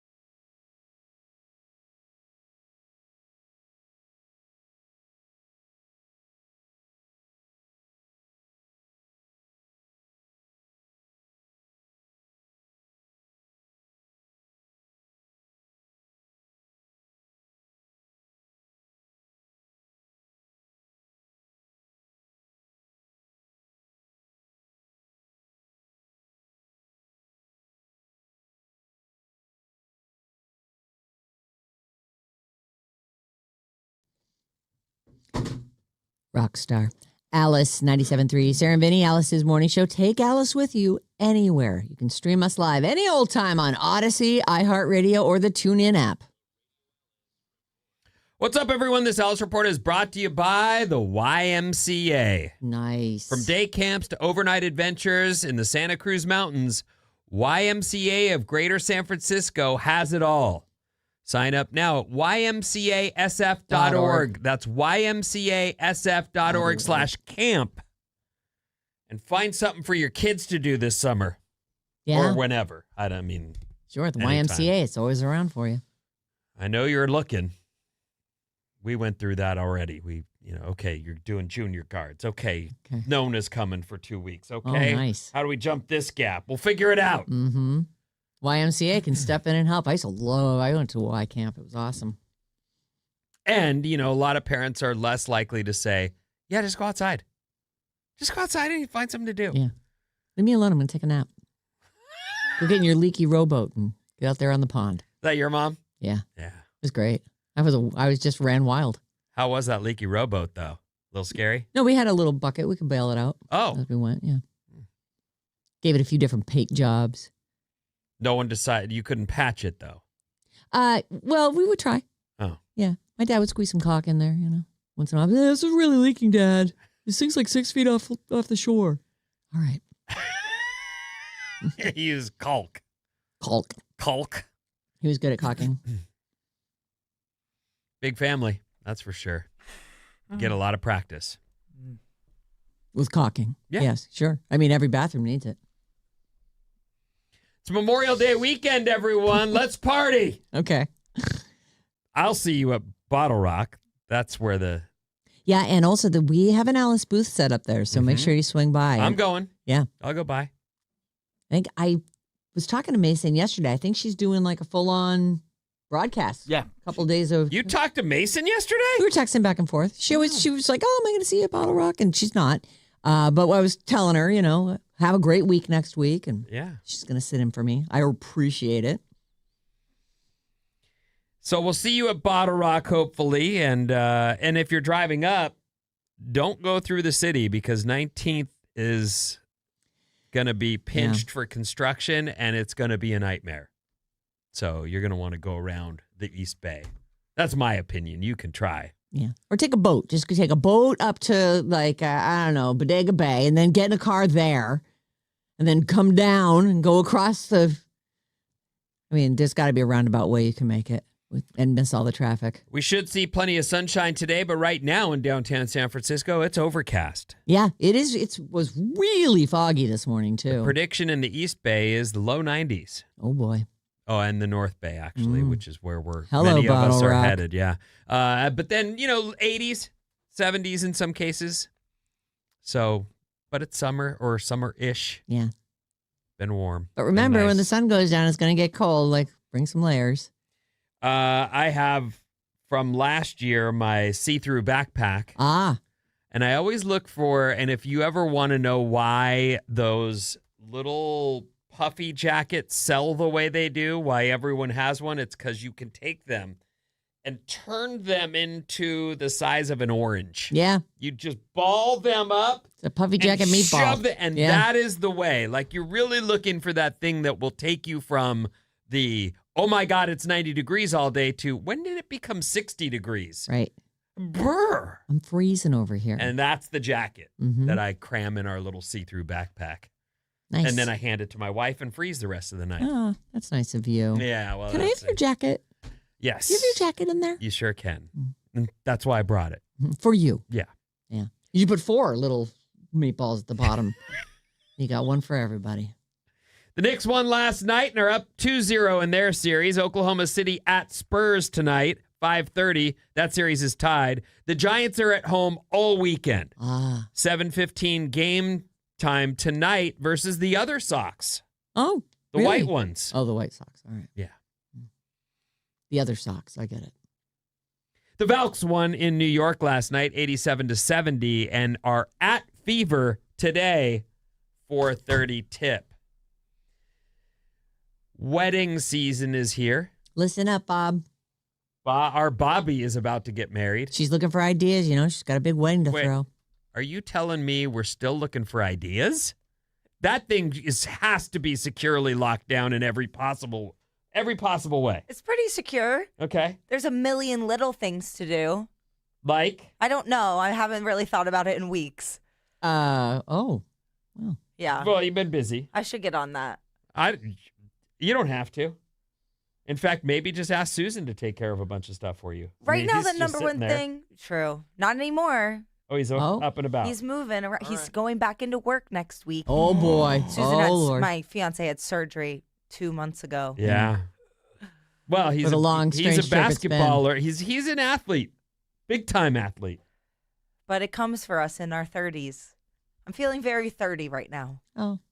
Very 31. Well, and you got a wedding this year, kids in the future. Our little girl's growing up. We know that Bobby went and tried on dresses and found the one, and it's already been purchased, and I don't think she's showing it to us, but we know the dress is done. Was there any thought to wearing a bathrobe and slippers and putting curlers in and walking down the aisle that way? With like a wailing robot baby? Like, here I come. This is me. Yep. This Can you make dinner? is me. I can't say I thought about that. Yeah, I wouldn't have thought of it either. A bride is getting married in her robe, slippers, and hair rollers to show her husband what married life's going to be like. Wow. I said, what a bitch. I said, I'll be in my pajamas most of my married life, and this is how he sees me most of the time. So this is how I'm going to marry him, says bride Ashley Stanley. And she did, in fact, go down the aisle in her... He looks scared. Well, what? He's is in this it, the by rehearsal? the way. He's in a tracksuit. Like, well, sort of. Well, if you find out your wife is going to walk your bride to You're be, also going to wear your comfy why clothes. would you put on anything else? You're going to sit there and... They're actually two good-looking people. Yeah, they are. Yeah. If this was a surprise and, everybody, this looks maybe like it was the rehearsal, but if everybody's all dressed up and she's coming down the aisle and she surprises everyone in this outfit as a bit, that's funny. She just I do saved like a wedding $3,000 bit. on the dress. That's true. I love a good bit. Yeah. Okay. Yeah, I just think it's super fun that, you would say to yourself, oh, I've already given up. I'm not even going to give you one magical day. I'm done already. Wow. She still looks cute. The couple's original plan was to have a more formal ceremony in front of 150 guests and walk down the aisle. The normal way. Right. But they opted for a small legal ceremony and went like this. He's in shorts and I see. And a zip-up hoodie. Yeah, I'm not a fan. He looks like he's about to go golfing. He does. He sure does. And she looks like hasn't left the house. By the way, rollers? Anybody? They've made a comeback. Are because they? people are very sensitive about putting the hot tools on their head every day. So there's a whole heatless curl phenomenon. Oh. And you do that too? No, I don't do anything. I gave up Oh. on doing my hair. Well, just throw on a bathrobe and put your hair in a pony. Run it down the aisle. Yep. Anyway, I thought, well, that just doesn't feel right. But okay, fine. Let everyone do what they want to do. It's a free country. I mean, it's up to them. Yeah, well, they're They definitely decide. that's good for them. They've gone viral. They've made the news. Nobody else getting married this year made the news. While Well, we're except on Taylor. wedding season, here's a couple more for you. right. There's a thread online where people are calling out the rudest thing that wedding guests do. These are the rudest things that will happen possibly at your wedding. Okay. The most popular response seems to be people RSVPing that they are coming and then they no-show. Oh. It creates several problems. Mainly the couple is still paying for those seats Paying for those meals. to be empty. Yep. And it's screwing up the seating chart. On the flip side, uninvited family members should not just show up. No. That is not okay. Agreed. Remember, you did that story about folks are selling those seats that are not being used at their weddings, and Yeah, people like are last buying them. minute. Yeah. Right. You really love weddings. I mean, Yeah. you're It was a taking whole service that people could, there was like a website for it, right? Like, yeah, but I think seat like there are fillers. dudes who are all, well, I'll probably get laid. It's worth it. Yeah, I'm going to take this lady to a, Go to a wedding and see what happens. right. Yeah, I'll take Don't that have to seat. crash it. Roam through and find somebody's aunt. How you doing, honey? You look drunk. Let's go. Oh, no, Aunt Michelle. No, not that guy. He's not part of anybody's. We don't even know him. He hasn't been vetted. He just bought a ticket. I'm at a ticketed guest. Okay, so not showing when you say you're going to show. Don't bring your kids if the children weren't invited. That seems to be like a pretty big sticking point. Some marriages or some weddings are no kids. Right. Oh, we're going through this because I wanted to have kids, and then we realized it was going to be like 10 kids under 2, and most of them we've never even met. And I don't want to play favorites like, oh, yeah, my cousin who I love can bring their kid, but nobody else can bring their kid. So we're doing a hard no kids at the venue for the weekend. You know, rule. truthfully, it's. I think it's a little different if it's a second marriage, or there are other kids involved. Like, I actually loved watching all the little kids dance at your wedding. I thought that was cute, and I don't hate kids at weddings. I actually think they can be really super cute. Yeah. But in general, it is an event for grown-ups, and it is generally, unless you're wearing your robe and your rollers, it's a formal event. And it's disruptive if you're having a church thing and now you got a baby crying and ruining your wedding. It's, I don't know. I think that should be totally up to the couple and the people who now they can just say no. No, I don't want to go because I can't find someone to watch my kid for the weekend. For our wedding, we were very non-traditional in that we already had our family. You had 2 daughters, right? And so the kids were coming. Yeah. And the kids partied and danced and They did the were whole thing. so fun to watch. They had a great time. Everybody was well behaved. And good morning, Isla. She's listening. Oh, hey, So Isla. Everyone say hey to Isla. Hi. Hi, Isla. Good to see you again, Isla. God, every time I see you, you've grown like. She's like, is she 30 now? She's beyond. She's just grown up. I know. It's just the whole thing now. Crazy. Like I see her walking around and their butt hanging out of her shorts. That's the joke in the family right now. Well, that's the new way of wearing shorts, just on the top. Why do the teachers at school keep saying that I'm getting dress coded? Because your butt's hanging out. Because I can see your whole butt. Well, why are they looking at my butt? Because it's they out. can see Because it. it's out. It's right there. If you don't want anyone looking at your butt, why do you have it uncovered? You should cover that up. If you were invited, don't come empty-handed. At least bring a card. These are wedding guest behaviors, the rude ones. You know, I actually fine bring a card, but most of the time you've sent your gift, and the wedding participants don't necessarily want to be carting off cards and gifts out of the wedding venue. Like, that's not. I actually disagree with that one. Plus, you hear the horror stories of all the card box being stolen with all the money in it. Oh. Oh. Mm-hmm. Don't ignore the dress code. And don't be critical of the wedding. The couple and their families are shelling out a good chunk of money. Don't sit there and grind about how could they serve me dry salmon. Well, that is annoying. Well, but they didn't cook it. And I'm you sure they didn't had pay the for it other than by getting there. The highest hopes of the salmon. Right. It tasted great when they did the tasting. Yeah, they didn't you go, done that? this is perfectly dry. No, we're doing that in July when we go to Michigan on vacation. Oh. And will you do that by yourself, or will Susan come with you? Oh, with Susan. Oh, okay. Although his taste buds they barely work. That guy will eat anything. He's got a Midwest palate. Oh. And that's why I asked. Nice. When we went, I was like, it's fine. Close your eyes and point. Yeah. Doesn't matter. Food, put it in front of me. I'll eat what I want. Whatever. It just there's so many things. Are we going to really make a major decision out of everything? Yeah. Turns out, yeah. Mm-hmm. Did you do a cake tasting too? I don't remember. Mm. I don't remember. It was a blur. Busy is that's not where I thrive. Yeah. That's where I start to just, blank out and go, is it over? You know how you do that on TV? Yes, I do. I do that Yep. when I'm busy. Right. Did I make it through? Did I do all the stuff I was supposed to? Are all my boxes checked? Oh, they are. Great. Oh, thank God. Well, our text number is 800-400-3697, and Maddie's on the show. 707, my husband and I will be invited to several weddings. We offer our young adult children as seat fillers at the last minute. There you go. 530 for Bob. We bought a giant monogram sticker of our names and put it in the middle of the dance floor. It wasn't expensive and made it look so much better. That's really fun. Oh, I like usually that idea. those are clicked together. If you're using a venue that doesn't have a built-in dance floor, they click them together. That would be a really fun thing to have. Yeah, we have a checkered dance floor. Oh, fun.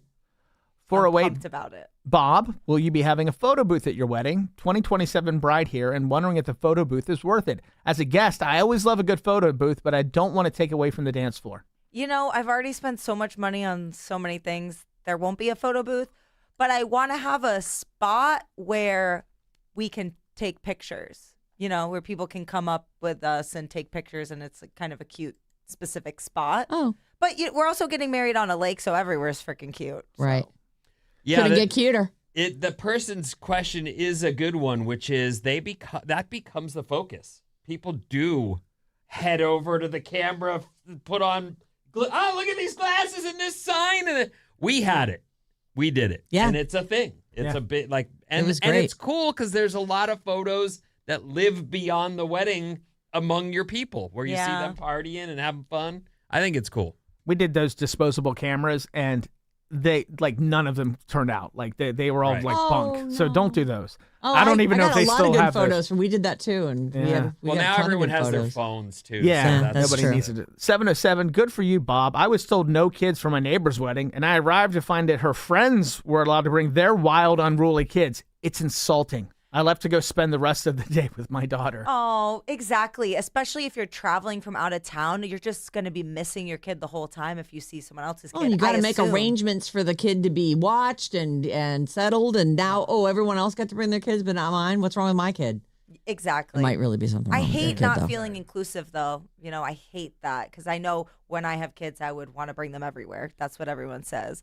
But it just didn't make any Who says sense. that? Yeah, you might actually talking to be the wrong like, you know people. what I really want to do? Leave this kid with Yeah. my mom and know that the A kid wedding? is safe. I'll go. And go have a party. Right. 707, when my ex-husband and I got married, we invited his aunt and uncle, and they went ahead and invited all 5 of their kids and one of the kids' partners to come along, even though we were clearly saying they were not invited. We were all really mad, and it was incredibly rude. Yeah, it is rude. That's actually on the top of my to-do list right now is I have to draft some emails where we clearly communicate no kids, the no kids policy, the dress code policy. What is the dress code policy? I made it up. It's garden cocktail. And somebody asked me what that meant, and I said, I don't know. It's a good question. So you'll just leave it up to their I think I'll interpretation. send a pic, like I'll make a little inspo collage. Are shorts out? I really don't care. I want people to just have as much fun as possible. That's Well, I really like the only to thing I be in care my about. shorts when I have a garden cocktail. That's for sure. That's great. Can I wear my Chewbacca socks? Absolutely. Oh In my fact, gosh. a Chewbacca suit would be happily encouraged.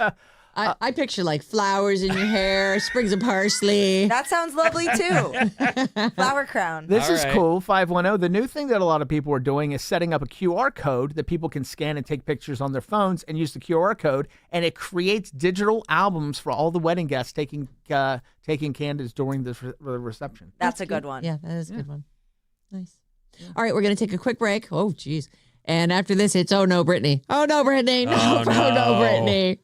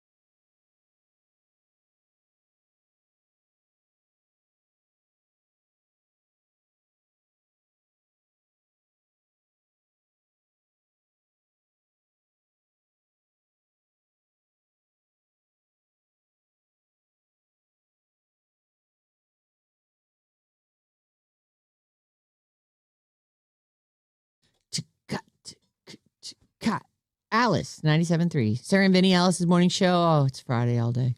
And it's Bottle Rock, and it's Memorial Day weekend. We really got it all going on today. It's a big one. This coming Thursday, make sure you're ready for Bob's Movie Club. We got our assignment yesterday morning. This time around, the movie is Ferris Bueller's Day Off. Get yourself all caught up. It's free on Paramount Plus, correct? And then join us Thursday at 6 a.m. Actually, Mason is going to have to complete the assignment this week. I remember that movie being very fun. Yeah. So I'm going to be really disappointed if it turns out to be just garbage and total waste of time. No, it's a good one. What's his girl's name there? Sloane. Yeah. Oh, she's so rad. So good looking. It just seems like the funnest day ever. There's the whole scene with the Porsche at the end, too. That's just... I can't wait. Ferrari. I can't wait to revisit it. Oh, it's a Ferrari? It's a Ferrari. Yeah. Oh, okay. It's not anything. No spoilers, though. Not anymore. Ferris Bueller's Day Off, everybody. That's your assignment for Bob's Movie Club coming up this Thursday. Make sure you're all ready to go. You can call or text us anytime. We love it. 800-400-3697. Email us at sarahandvinny@odyssey.com. And thanks to everybody who sent in emails for this week's bad advice. It really, I thought we handled that perfectly. We solved some real hard problems. It was a rousing segment, well received by all, and of course, we solved all the problems. Right, all the problems solved. That's it. We'll fixing the world one problem at a time. Let me just take a bow. Oh, pat yourself on the back. Pat too. yourself. I'll pat myself. Here we go. Everyone's bowing and patting themselves. And Vinny just found something on the floor. So as he's bowing, he's like, "What's that?" This is one of those things. Maybe some of you guys can relate to this. Actually, some of you will never have to quit anything because you never started anything. You're so smart. So you're so good at. You're the best. I quit sugar 2 weeks ago, and I'm in that phase right now. And if you're someone who's going through this, I'm with you, and it's worth sticking it out. But it's one of those things where you go, I'm not having fun. I miss my dessert or my cookies or my jelly beans, and I haven't seen results yet. I'm in that place where you're just on the verge of F this. What am I doing this I'm for? Torturing myself. I'm not getting the results I need. You got to stick it out. I know this from past experiences, so that's why I say I haven't given up, because I know if you just get over that hump, you'll see the good results on the other side of it. Right. Question. Yes. So are you allowed to eat sugar-free things or fruit, or what are you? What are your roles? Fruit. What I have quit completely is my dessert, that after meal cookie, the after meal or the Jelly Belly that I get 3 of that actually ends up being 10. You know, that thing where you go, I'll take a few more. I'll take 4 more of those. That combo was pretty good. It's just all that. And I really, because I have already had to quit drinking, I'm that guy that, goes, I at least deserve some damn dessert. Why can't I have a cookie?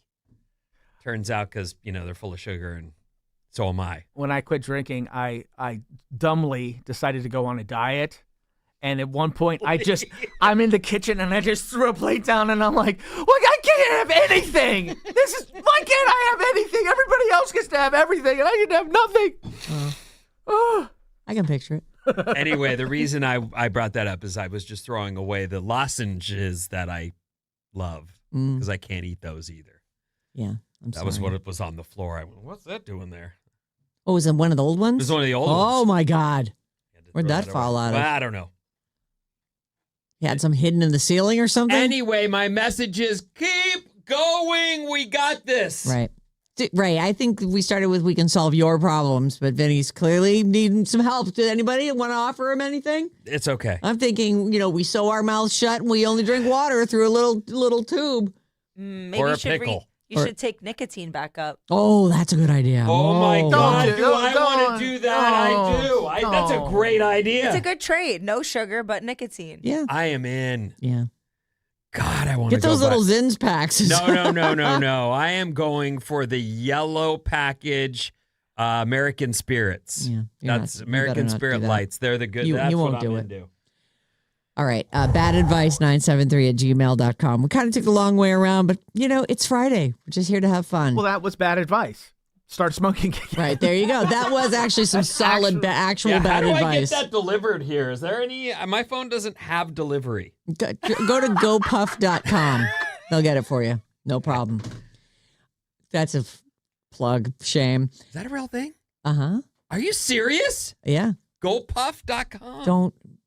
Why did I tell him? No. Vinny, stop it. Stop it. Just tell me some stuff, would you? Okay. This is not good news. It's fun, though. It is fun. I have to admit. I went, oh, well, thanks, Britney. Thanks for another story. TMZ got the police footage from Britney Spears' Dewey arrest in March. And it shows Britney making an offer that I personally could not refuse to the cops who pulled her over. The audio's not great, but here it is. We're somewhere that there isn't a bunch of people driving by. Oh, I don't want to get in your car, sir. You can come to my house. I'll make you food and lasagna or whatever you want.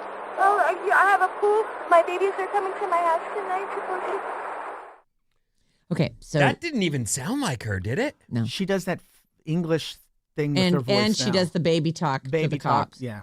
So the video shows Britney. She's having a meltdown because they're asking her to get out of her car. She's too drunk to drive her car. They want her out of the car. They're going to put her in her car and take her to somewhere where they can talk and not be on the side of the road where people are stopping going, oh my God, is that Britney Spears doing a sobriety test? So she starts begging to come to my house. I'll make you lasagna. I got a pool. What did she say about babies? Her babies are coming home, which her babies, by the way, are in their 20s. Right. My babies are coming home tonight. Obviously, they declined. But, I mean, lasagna pool party with Britney Spears? And it doesn't even sound like a bribe, really. She's just like, please, anything. Anything but me getting out of this car. So it's a weird situation. And the crazy didn't stop there. She started calling out her mom for killing somebody. Drive under the influence of alcohol or drugs or both, and as a result of that driving, someone is killed, you could be charged with murder. Do you understand that? Yes, sir, I know. My mom accidentally killed a man on a bike. Okay. Now I'm just going to read you I what's did called... it. I never did that before. He was with my kid. Yeah, okay, I'm just going to read you another thing what's called implied consent, okay? And nothing happened to her. So, why didn't they kill her? Okay. Why didn't they arrest her? How come my mom got away with everything? Okay, so because you My have mom been tried to kill me. because you have been arrested for DUI, I'm not arrested, sir. you are required by state law to submit to a chemical test to determine the alcohol and or drug content of your blood. Can you imagine being her mom and being like, what are you doing? It is true. Lynn Spears, the mom, hit and killed a 12-year-old kid while rushing her brother to the hospital in 1975. She wrote about it in her memoir. And I feel like this is the first I'm hearing of this. And did they not? There's no statute of limitations on murder. Like, she killed someone. Why didn't she get arrested? And it was an accident. Yeah, you usually actually don't get in too much trouble if she you kill hit someone. and killed a 12-year-old and she left the scene? You're saying no, it doesn't say that. Actually. It was a hit and run? No, it doesn't say that. I actually just assumed. Usually you get nothing happens because it was an accident. It was not a hit and run. It's actually the best way to kill someone if you're trying to murder someone. Is just hit him and stay on the scene. She was rushing her brother to a hospital and hit the young man on a bicycle. But it doesn't look. It wasn't. It was not a hit and run. So it looks like she did. What? I wonder what was wrong with the brother, and if that caused the brother to be worse because she's rushing him to the hospital. Well, whatever. She wrote about it in her memoir. I didn't even know Lynn Spears had a memoir. I bet you that's interesting. And then Britney accused her mom of trying to kill her as well.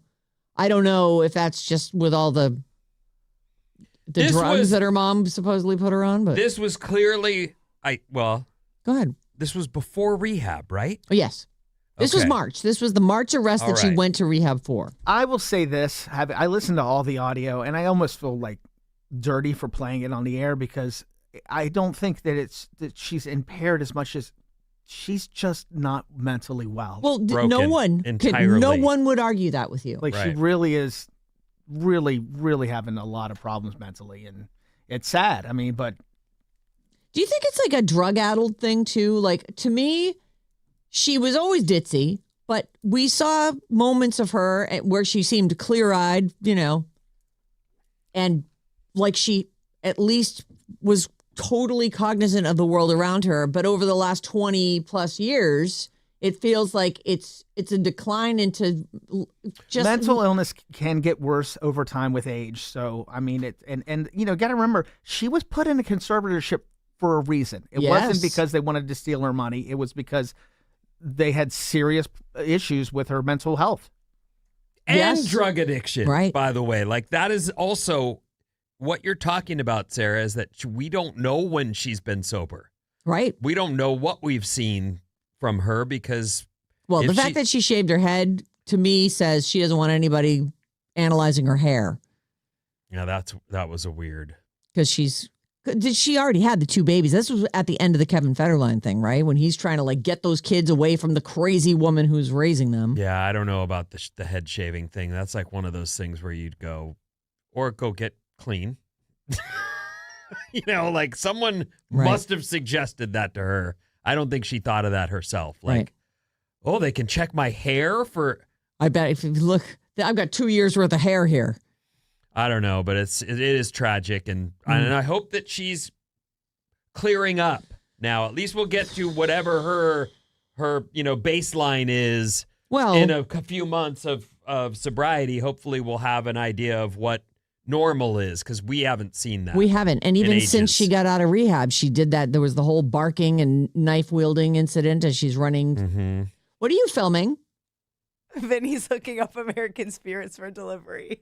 Did you know it's $14.99 a pack? I didn't, because I don't smoke cigarettes anymore. But it's a pack.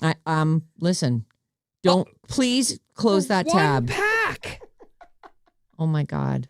I thought he was going to go no when I suggested it. American Spirit Mellow Yellow cigarettes, 20 cigs box, 1 pack.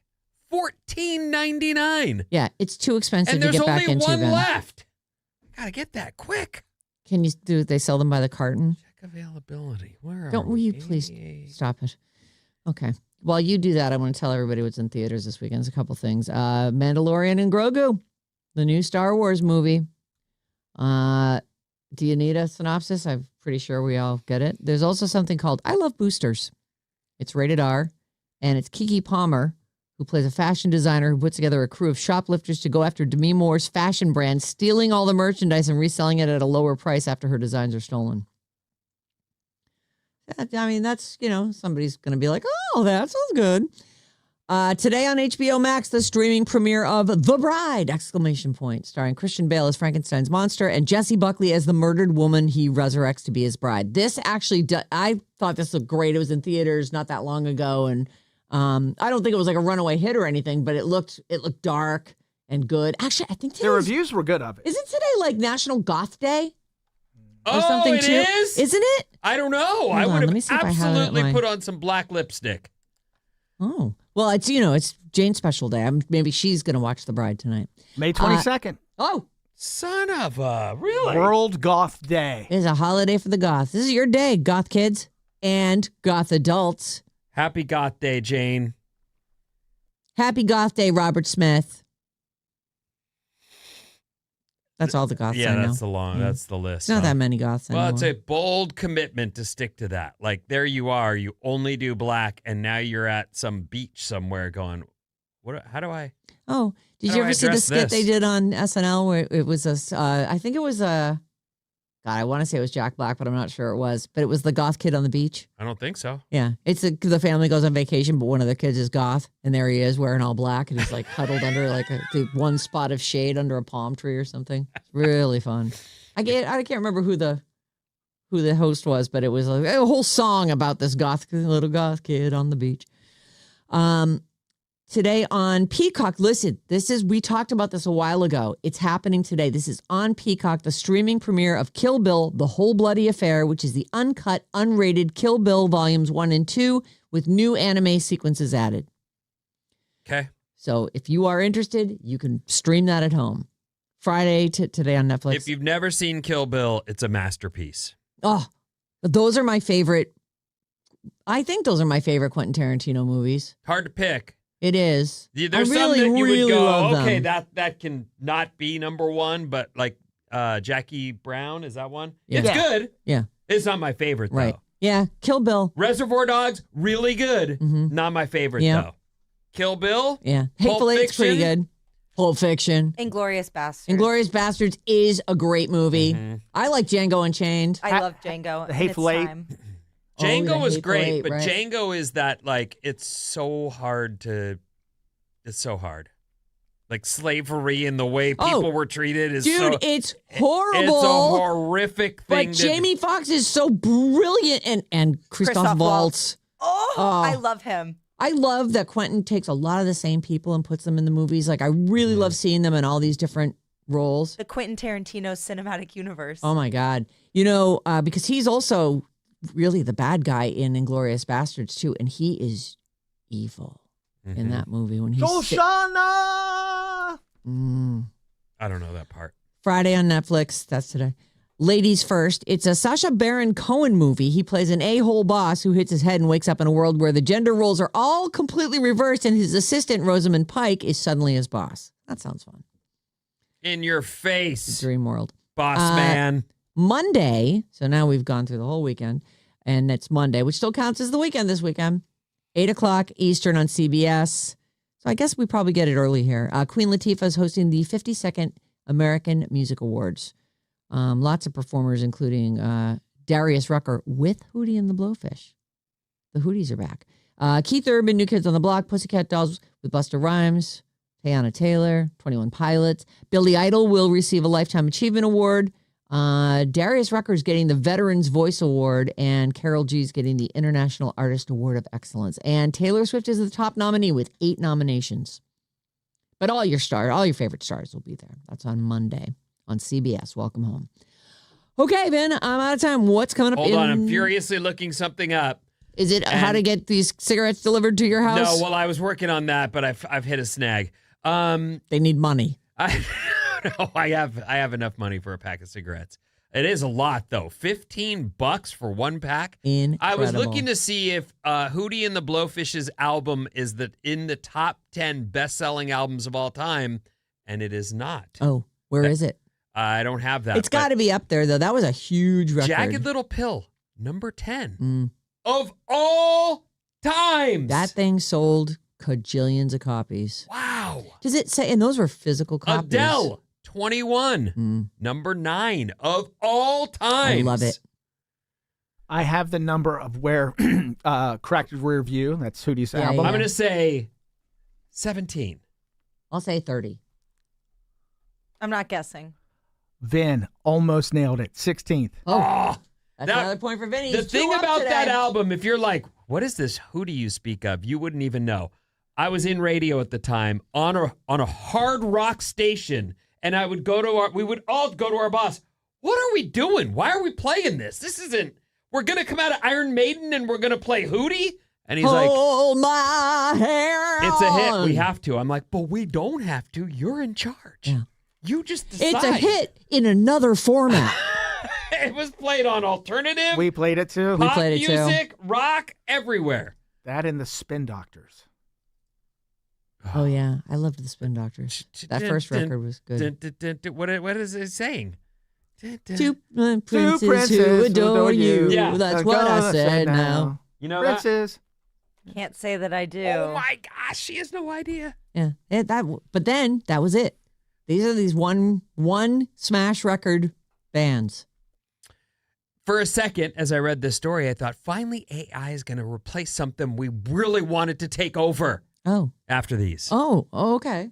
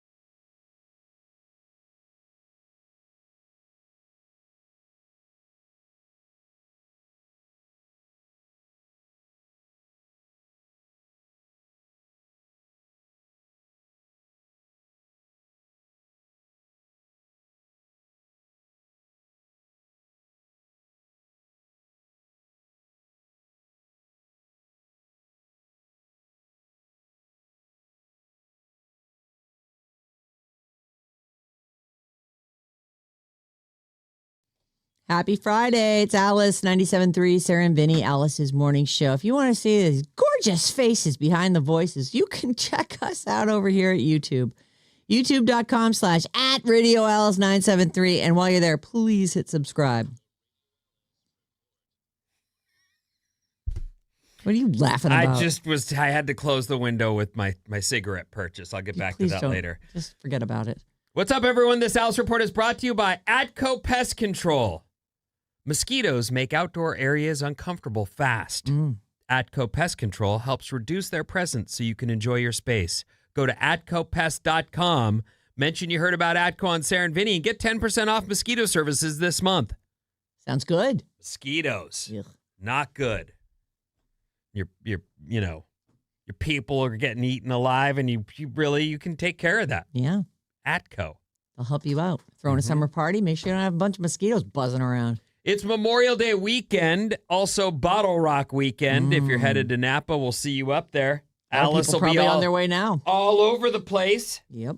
Say hi to Danae and Mason and Jane, and Maddie's going. I'm going. Bob's going tonight. I'm going today. I'm going right after work. Oh, what fun. Yeah, make sure you come say hi if you see me, please. I'll probably be making a TikTok. Are you going straight from here? I'm going to meet my friend in Oakland, and then we're going together. Oh. Wow. She has a car. I got you. Is Susan going to go? No. Oh. Oh, there's a lot of walking. Right. That is a really solid point. Overcast now, sun later, and the hot spots may get as hot as 90.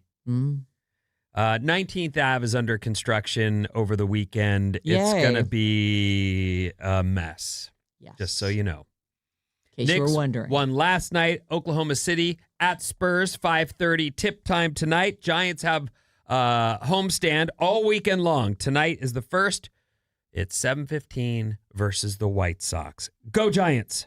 Go Giants. Let's go Giants. Let me ask you a quick question before I get to it, because I just saw something on one of my notes. I didn't get to it when we did the wedding story. Okay. Are you for or against the pre-wedding marriage so that when you actually get married, you're already married? People have to do that if they're getting married in another country. But not here. And if you go to a big ceremony and someone says to you, well, we're already married, are you like, what are we doing then? Is this just a show? That's so funny that you say that, because I was just talking when I was at the bachelorette party. One of the girls did that. Her wedding's in August, but they already did a pre-ceremony. I don't know the reasoning why, but yes, people who are, Gen X are like, well, why are we even celebrating? Why are we even doing this? You're already married. What's this even for? It's to celebrate.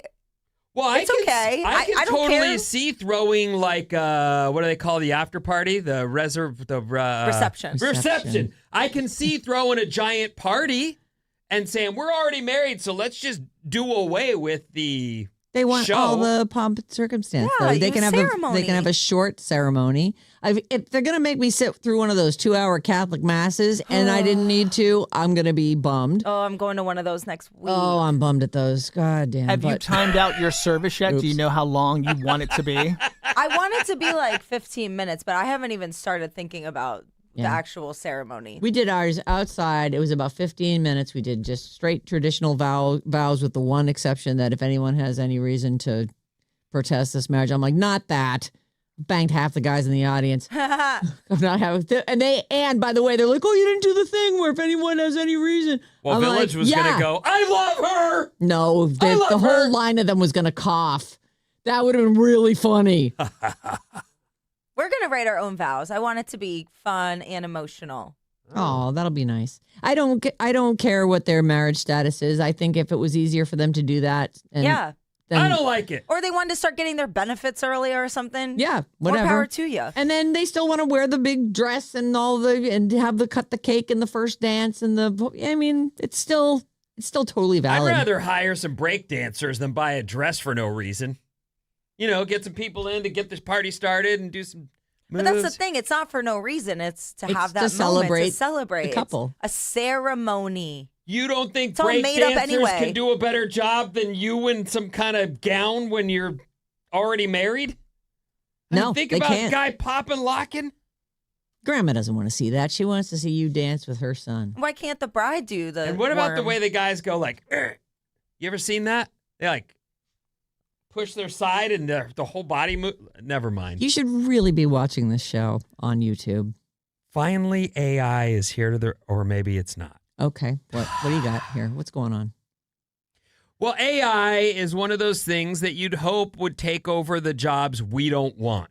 The Right. things in life that we are not into. Right. Like plumbing. They can't do that. I know. Yeah.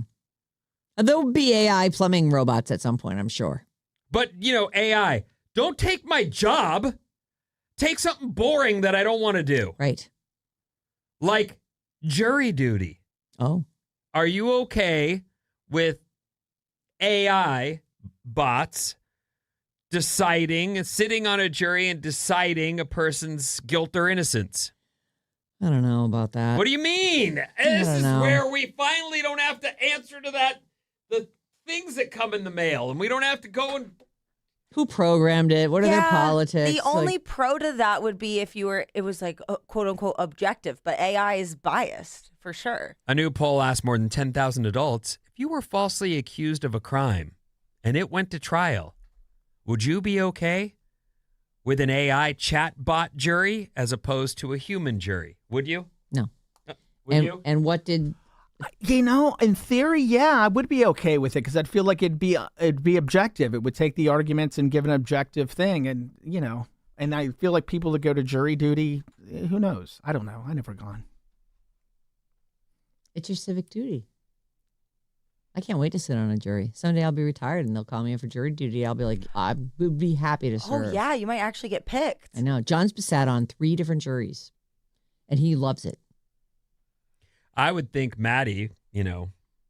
50% would be like, I need to work on the jury a little bit with my good looks. Yeah. I do think that there's definitely a human element to the proceedings that I don't think it's quantifiable. And I agree with Bob. Like, someone programmed that bot. And it didn't just say, read the Library of Congress and have your own opinion about it.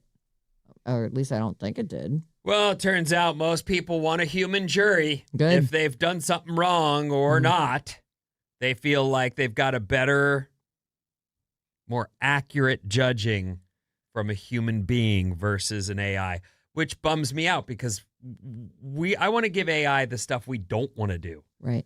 There's someone going, I work for Meta and I work at Facebook and I love clickety-clacking and doing all the things I do all day. And AI just took my job. Like, that sucks. But if AI could get your grocery shopping done and put the groceries away and even clean the sink. And make the food. Now and then then we're clean talking. up after dinner. And clean up after and be dinner. vacuuming and doing my laundry. Now and- you get it. Yeah. Right. Yeah. Anyway, unfortunately, the people have decided that no to the AI jury. Maybe they're bitter because they had to sit on a jury and they're like, I want everyone to suffer. I've gone to jury selection many times, and there are times where full-blown grown-ups who don't appear to have anywhere to be are crying. I gotta get out of here. And I guess that's their move, is to just be thrown out because they're crying like a baby among all the other grown-ups that are there, and everybody appears to have stuff to do too. Mm. We all have stuff to do. This isn't good for any of us. No, nobody wants to. But please stop with your scene. Yeah. And then they get excused. Okay. Get out of here. Enough crying, baby. Oh my God, they did it. Mm. Or the people who stand up and say some racist thing. Like, oh. I've never heard that, but I'm sure that happens. Mm. I definitely said one time when I've already prejudged this case. I would never. Because they usually lay it out for you. Well, they tell you a little bit about the background of this thing, and I'm like, that's not that guy. I'm not voting against that guy. Mm. And they went, oh, you can go. Then I went, okay, bye. Well, that worked out. Well, it was an incident among 2 people in the ocean. This was in Santa Cruz. Oh. 2 people in the ocean. I know which surfer had the right of way and which one, didn't. So I went, I already know that, there's etiquette. I know the answer. Did you say to that to Yes, them? I did. I wonder if I'm surprised actually that the defense did, or whoever was this on the side of who was right wasn't like, no, he has to stay. He knows the rule. We need a jury of surfers. Nope, they sent me. Mm. New research shows how snacking on almonds improves diets. You know, I was on an almond thing for a little while because that is a recommended snack. And then I switched to like other nuts because I just kind of, went, well, a cashew is just as good, right? Love cashews. I'll take a macadamia. That's good, right? It's almonds, though. Mm. They say. They give me a headache. It's such a bummer. Almonds do? Yeah. I can eat most nuts, but almonds, I'll have a handful of almonds and be like, oh, why did I do that? I know they give me a headache. I mean, it's not like, I suppose if there was a little bit of almond on something, it's no big deal. But you get a headache, Yeah. a cruncher, directly from It does almonds. seem to correlate with that. I get a lot of headaches, though, so maybe it's a coincidence, but it doesn't seem like it. According to new data, eating almonds increases your overall diet quality, even without any other dietary changes. Oh. Almonds. John loves almonds. I love almonds, and too. it sucks because there's always like a thing of almonds just sitting on the counter. And I'm like, oh, that'd be a good. And you'd I like can't. to snack it, but I'd you love can't. to, yeah. How about a fast fact? I love fast facts, Vinny. You know that. Fast facts. The look for some of David Bowie's iconic characters Yes. came from a costume designer named Ola Hudson. Oh. You know who Ola Hudson is? I don't. Well, no. That is Slash's mommy. Is that so? Oh, That's how the fun. mother of Slash from Guns N' Roses. And I don't remember all the details, so I shouldn't even try to tell the story. But she, not only David Bowie, but she had other rock star friends and musician friends. And I don't even know if it was her or the dad, but Slash knew all these people and had them around the house. I mean, it makes sense, growing right? up. So it's like one of those things where he had David Bowie at his house one Right. time. Like, who has that? Slash. Right. Well, I mean, David Bowie had to know people, but to be a kid and to sort of watch all that and have this sort of rock and roll thing happening around him, and he must have gotten talent from somewhere, whether it's the mom or the dad or both. Well, and he that's also sat down in his room and played. Yep. Nonstop, I'm sure. Mhm. Oh my God, he had to have. Let me ask you It's a question. phenomenal. Slash. Yes. Yes? No. Do him? Yeah. No. The first morning show partner I had loved Slash so much. Was it Icky? No. Just kidding. And I remember looking at, like, he used to keep his hair across the front of his face and he'd push that hat down and he'd have Had the just, glasses on. just lips. Yep. I used to think, like, what are you into? I'm not sure what you're into. It was the musician thing and the rock god thing, but And he probably didn't look like a rock god, so he was like, "Here, I'll just get a look going on." and he has that. Yeah. But I was curious. No. So he's a no. All right. I'm looking at some of these pics of when he was younger. He's pretty cute. Slash as a youngster. Let's have a look at that. I'm sure that the rock star thing. It's okay. I'm looking it up. Also there we bumped him up a lot. Yeah. Look at how wafer thin Vinny, he looks like you. I was thinking that he's he's cuter. hiding his face because he must be ugly under there, but That's what I I don't think assumed. so. Yeah. Oh yeah, he's actually pretty good looking. When I that like guy, that Zeppelin T-shirt. that's Slash. a guy who came into our station at which, any building in California, smoking had been banned many years ago. Not for Slash, though. No. That's a guy who walks right into Yep. anywhere he wanted to go with a ciggy in his mouth, and everyone went, "Come on in, Slash, welcome." Yes. I didn't even see that cigarette. I can't smell it. Everything's great. Here's an ashtray. Sheesh. That's the price you pay to get a celebrity on your show. Yep. You let him smoke. Didn't we let Dennis Leary smoke in our? No, I remember very specifically he'd just quit. Oh. And so he was tweaking. I know what it was. We actually installed delay for him to Mhm. visit us. Mhm. We were like, we can't have him on unless that guy swears every other word out of his mouth. But like most smokers, I think he's been on and off with it most of his life. Well, that is the thing with nicotine. You're never quite free of it. Are you, Vinny? No, in fact, there's my bag. Please don't. I haven't had a chance yet. I've been busy. They probably don't deliver to your house anyway. My house? I was trying to get him to bring it here. Oh. You and me, right out front on the sidewalk. Let's go. I'm not doing Remember it. the good old days? I do. Yeah. I can't believe cigs are $14.99 a pack. You know, I wonder if those American Spirit were always more expensive. I wonder if They they're were? Yeah, No, they're all because They were all, like, when I first $14.99? moved up from LA, I started smoking again. So I smoked for like a year and a half, I think, after I turned 50 for some reason. I just decided to start smoking again. And yeah, they're very expensive. They're $12 to $16. You were living here before you started back working with us? No.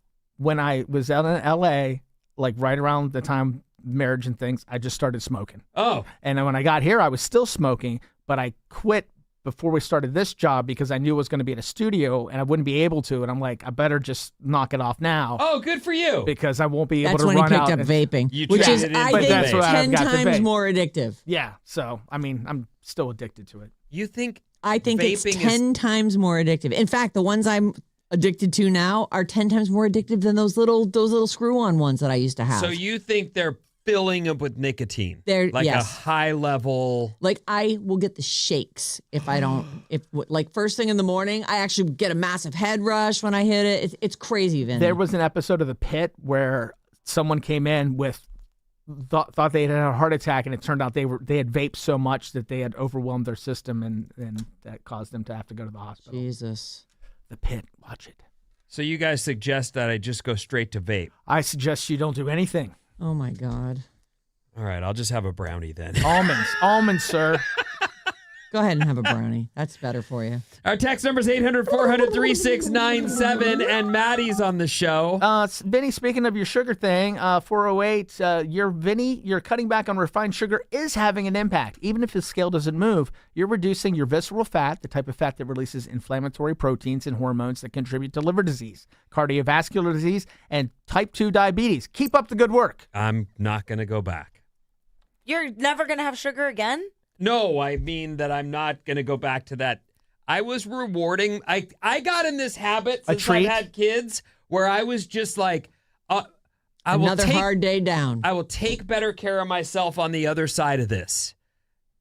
And now we're 10 years in and I've gained 10, 12, 15 pounds, on and off. And I realize like, I'm in my 50s. I got to do a better job now. Like I can't wait till Edie's out of high school. Right? So anyway, I'm not going to go back. I got to maybe once a month, not every day. 650, all I wanted my whole life was to serve in a jury. Never called. Now my oldest is a defense attorney, and my other son is incarcerated for life. Oh! So it will never happen. Womp womp. That's funny. That's Wait, if you have a kid in prison or a lawyer for a son, you can't be on a jury? I just read them. They'll probably just get not chosen because of bias. One's a lawyer, one's in jail for life. Yeah. Yikes. Yeah. Thanks for listening. Yeah, thanks for Happy Friday. telling us about that. That's crazy. You should write a book. I raised these kids the same. Look what I got. That is interesting. One It of is. each. A bad seed and a good seed. Uh-huh. Well, who's to say the lawyer's good? I mean, That is true. They're both Who are bad they seeds. defending? One of them just Good became point. a lawyer. Right. 510, if Maddie is truly 50%, then he'll get a hung jury every time. Haha. Edwin, watching on YouTube. Right. Must be all right. Well, you really need to not have an AI jury. Edwin sent some funny ass thing the other day. It was, here's one. Pajama wedding. Why not? There's Bob and Susan standing at the altar. See that. If you don't, whoa, what happened to my Whoa. I hit it with the TV. Oh, okay. I hit it when I turned the monitor. They're gorgeous. And he's aren't wearing they? a knee brace. I love it. If you want to see all those, go on Facebook, the unofficial Sarah and Vinnie page. And then he posts all kinds of funny pictures of us. yesterday, the blindfold thing. Remember, there was would you wear a blindfold for 24 hours for $10 million? $10 yeah. But then there we are standing at the Overlook Hotel with the two creepy, and they called them. Edwin said that Bob's twins were super creepy, but it's the two twins from The Shining. Right. Oh, it's so good. It's going to be interesting that Bob and Susan have a similar look. They don't look exactly like brother and sister, but they have some similarities. Your kids, I can't even imagine. They're going to look exactly like you guys. Or that football player that you look like. Trevor Lawrence. Yeah. Oh! Name one of them be Trevor fun. and one of them Lawrence. Oh, that'll be good. Oh, the twins, you mean? Yes, exactly. The twin she's going to have. Right. Yeah. 408, if the lawyer kid represented the other kid, maybe he's not a good lawyer. LOL. Or maybe the kid did it. Or maybe he was wrongly convicted and they're both good eggs. Maybe. Good We don't know these point. people, but the We need the book. I know would the s- mother or father does seem If you texted in and said your son was in jail for life and was wrongly convicted, you'd probably add that, I would think, into the text. probably. Well, don't all moms probably think their kid was wrongly convicted? No. Yeah. You think so? No. No, I actually think Sometimes there are you gotta plenty of face the moms that are truth. like, you know what? I've watched this kid every turn do the wrong thing. Yeah. At every damn turn. I kept telling them. I mean, you pass the donation basket and you realize, I'm going to pass this over my kid because I know exactly what happens when it goes It gets through. lighter. All right, we're going to take a quick break. When we come back, your chance at Alice's Summer Concert Party Pack.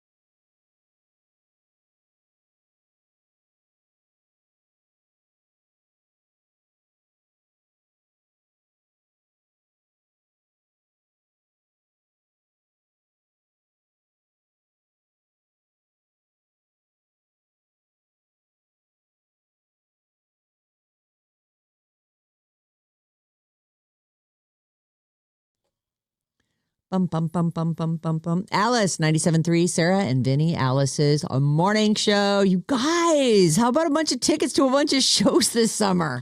This is a great prize. Alice's Summer Concert Party Pack. Your code word this hour is GHOST, G-H-O-S-T. Take the word GHOST to radioalice.com and win a pair of tickets for all 4 of these shows. We got Sold Out Pitbull, June 7th at Shoreline. Hillary Duff, July 11th at Shoreline. The Fray with Dashboard Confessional on July 23rd at the Greek Theater. And Santana on August 9th at Shoreline. Any chance there's a 3-story beer bong in there? In the party pack? You have to provide your own 3-story beer bong. Yes. Or just invite Bob. Oh, she'll bring it. You sit further down the hill. Where than does that her. does that live? Like in a closet in your house? Yeah. Oh, that's fun. And you just like get a new one every year. Not a girl. Oh, you do? That wouldn't be economical. But it would be hard to clean, huh? It would be. Do you clean it every year, or do you just like 40 feet of You're missing tube. what the gets hucked. She's going like this. Move it along. This is the international sign for that. All right, fine. You get the concert tickets, but no beer bong No for beer you. bong for you. Unless you head to her house right after Beta Breakers every year and pick up the old one. Okay, GHOST is this hour's code word. Take it to radioalice.com, enter it in, and you're in the running for all these tickets. Your whole summer, all your entertainment taken care of. Today at 12:05, Mason's got you again. And then she's going out to Bottle Rock, which is amazing. And then 5:05, more chances to win with Jane. This hour's code word is GHOST, courtesy of Another Planet Entertainment and Live Nation. Call or text us 800-400-3697 and email us anytime, Sarah and Vinnie at odyssey.com. First thing I want to do is hear the new Olivia Rodrigo song. There's a video and everything. She dressed like a nurse. A nurse in a pale pink, completely fitted nurse outfit. And she's got syringes. This young lady is peaking right now. Yeah. So this is, and she says this is her new album is upcoming. It's called You Seem Pretty Sad for a Girl So in Love. And the music video, I almost expected this to be a song about The Cure, the band. It apparently isn't. It's about a broken heart. So this would be The Cure for a broken heart. So. Oh, well, don't worry. You were right that she's a big fan of The Cure. She, in one of the lyrics of one of her new songs, she's talking about you're just like heaven. That's why the guy wrote the song. And it's a Cure song, obviously. So. All right, here we go. New Olivia Rodrigo.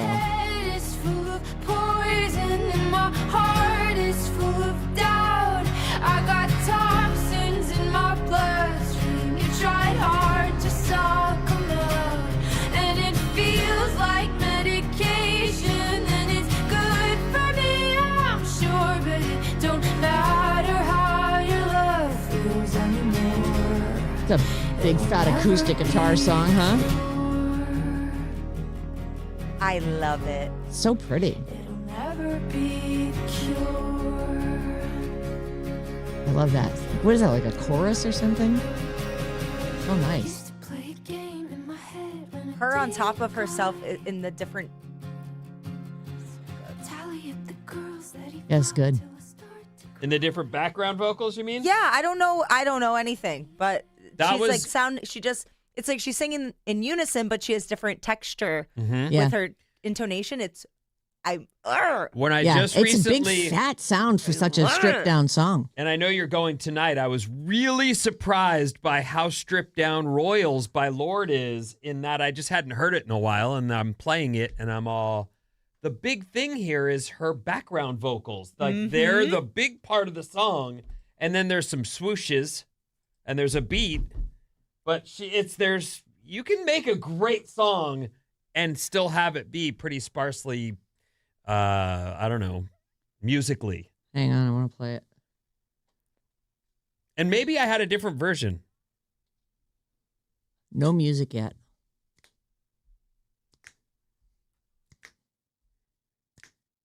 It's almost like a rap on a beat. Mm-hmm.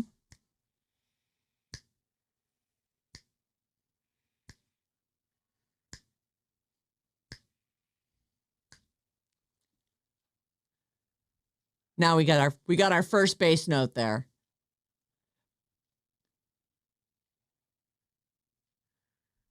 it really is sparse. I'd forgotten. But the vocals just get bigger and bigger. Yeah, it's like they keep adding more her.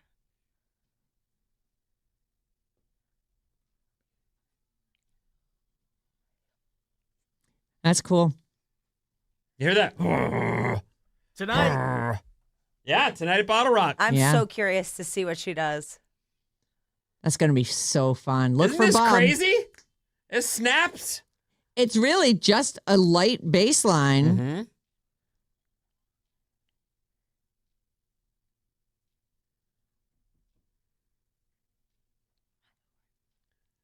You're going to have fun tonight. Oh, yeah. Now we got a little womp, womp, That's womp, what I've been womp. waiting for.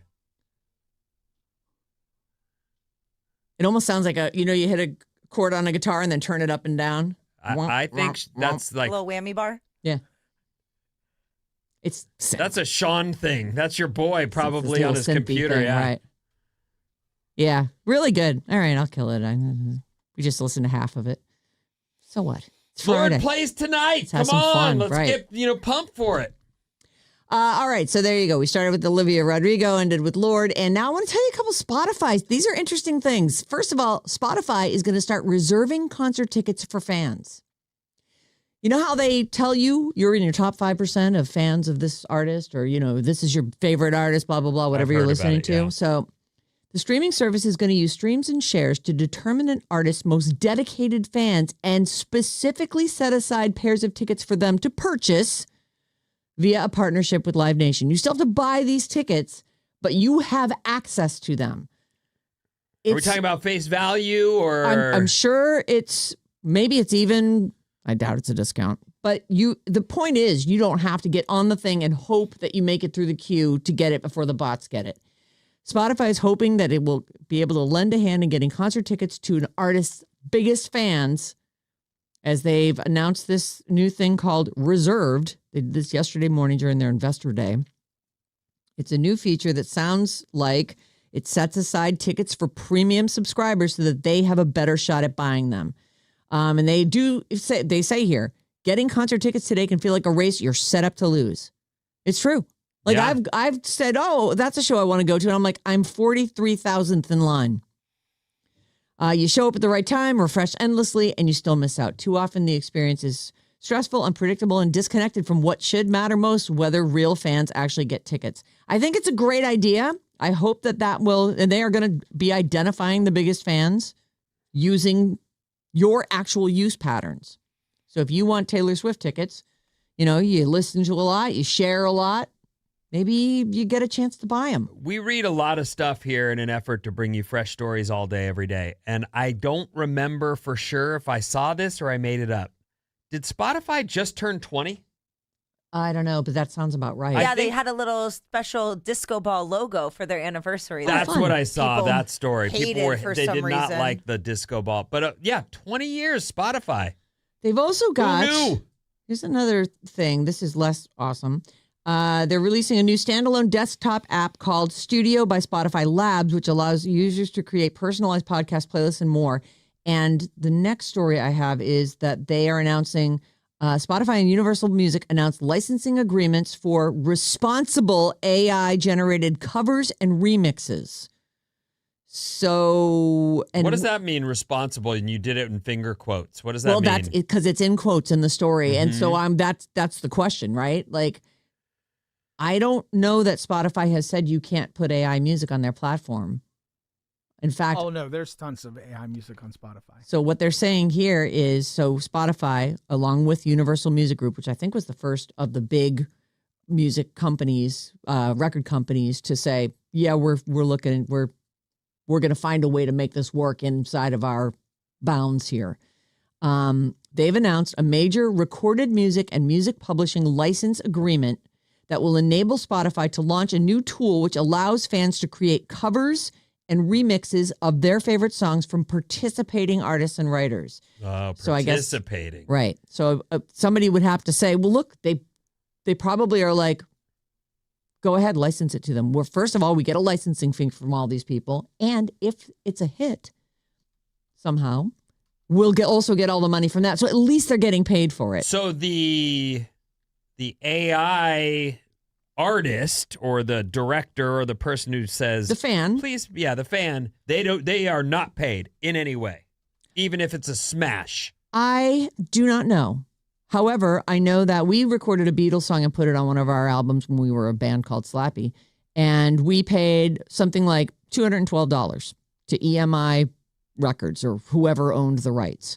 Well, and that's reasonable. It was, they said, how many are you going to make? 100. They said it's 200 and something dollars. And it was all on honor system. Well, I wonder if it had come to their attention later, like if that ever was a hit, like if it would come to their attention and they would say, okay, well, we see that you had the initial licensing agreement, but you owe us, owe us some money now. Yeah, that money that's made. Right. But just to include the recording that we had already made on the record that we made 100 copies of, that's what it cost. So maybe if we wanted to make more, we would have asked for more. But so my feeling is would almost have to be, maybe it's covered by your Spotify, what you pay every month for your subscription. Probably not, though.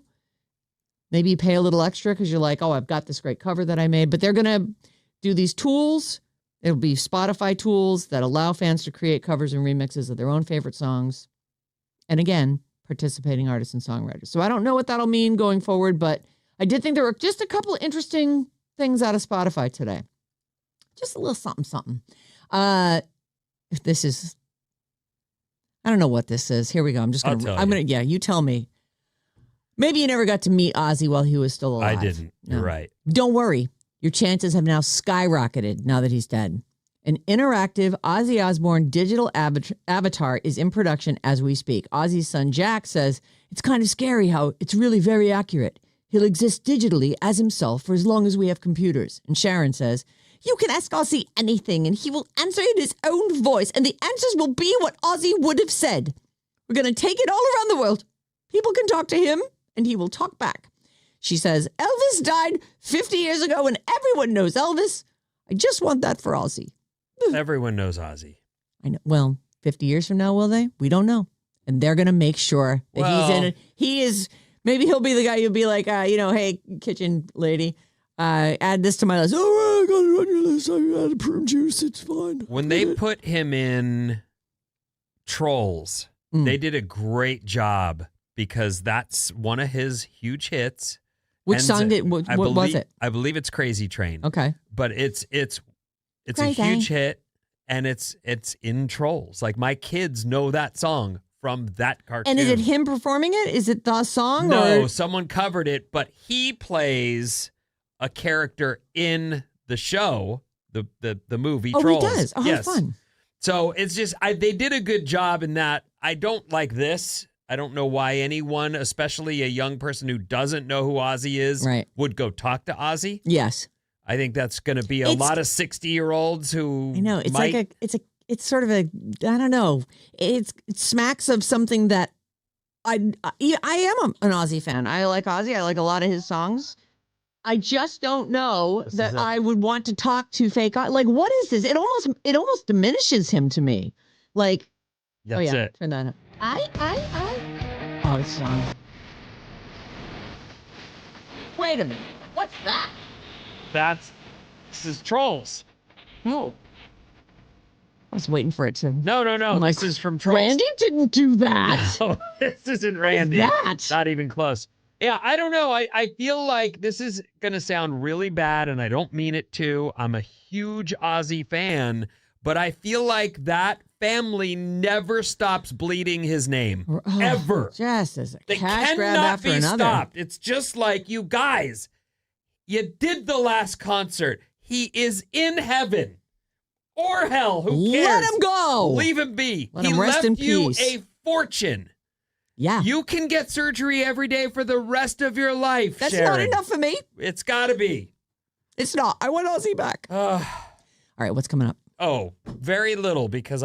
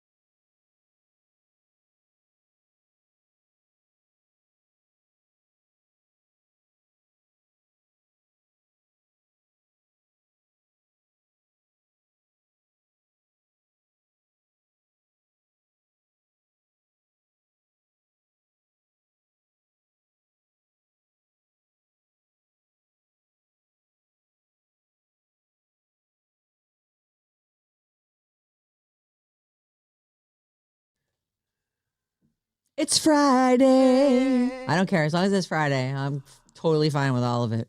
Whatever you want. Yes. Is that one of your songs? I love the Backstreet Boys and seen them several times in concert. They're playing Sunday at Bottle Rock. If you've never seen the Backstreet Boys, they put on a great show.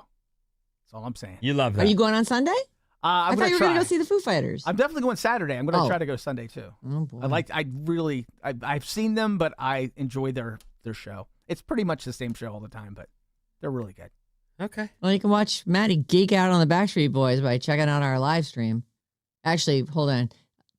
This is just the live stream, not the YouTube. You should watch them on YouTube, but you can also live stream us. Podcasts, contests, everything we do. It's all at radioalice.com. What's up, everyone? This House Report is brought to you by the Saturday Morning Special. If you want more of us, there we are. Hi. It's called the Saturday Morning Special. It's back. Catch the best of the week every Saturday from 6 to 10 a.m. Meet you there. I say this every week, but this week in particular, really good week. Yeah, this was a Great fun Saturday. week. Listen in the morning as you get ready for Bottle Rock. You'll enjoy. Yeah. Here's what's happening, everyone. Tell me everything. Still overcast in downtown San Francisco. We should see the sun later. Hopefully you are already seeing it where you are. The high will be in the low 90s. That's the East Bay and the North Bay. And then 80s and 70s elsewhere. Don't forget 19th Ave is under construction over the weekend, which is really not great planning. I mean, you know. Are you kidding me? They're like, oh, it's a long weekend. We'll do it then. AAA expects there won't be any traffic. 45 million people to travel at least 50 miles for Memorial Day this year. That's often through the city to get to one side or the other. Yep. But okay, we'll go around. AAA has released its Memorial Day travel report, and they expect record travel. The record is 44.8 million, and they expect 45 million people to travel this year, more than 50 miles from home. So that's everything, though. That's cars and planes and whatever other manner of conveyance you've selected. Let's see here. No, this is driving. This is AAA. Oh, this is specifically driving. Yeah, this is driving. They do expect air travel to be up as well. I wonder if you added it all in. Jeez. That's a lot. Let me ask you a question. Well over 10% of Americans. What's the question? Baked beans. I love baked beans. Oh, my God. You do? Mm-hmm. John makes mean baked beans. Makes them opens the can and pours them into a... No, we do that too because that's much easier. And those are also good. They're fine. Right. If I'm making hot dogs, I will cook a can of beans. Cooking. Baked beans, and you'll use those instead of chili. Yes. Oh, no, I'll just eat them with it. I put it on the side. Just put a little ketchup and mustard in them. Mix it up a little bit. Busch's Beans is offering a limited time run of summer baked beans. Summer baked beans? Infused with flavors of apple pie, rocket popsicles, and dill pickle. Do you want that? I'll try it. All right. Busch's is we do go for Busch's. I got some baked beans because I heard the Brits like to just pour that over one slice of bread and that's breakfast. Oh, is there a name for it? There's beans and toast. When you have an English breakfast, that it's implied that you're going to have baked beans in the breakfast. Yeah. Baked beans and toast is a thing, and I was going to try it, and I have yet to. But have anybody? Yes, absolutely. Irish Bank, when they do breakfast, they have English breakfast, and they used to always serve us when we did broadcasts from there, and it was baked beans, some eggs, toast with beans on it, and the eggs on top of that? No, the eggs are on the side. I mean, you could put it all together. I mean, it's all delicious. Sounds good. I like beans, so I've meant to get to it. I have 2 cans waiting for me at home. Oh, goodness. I just haven't gotten to it. Where's your weekend? There you go.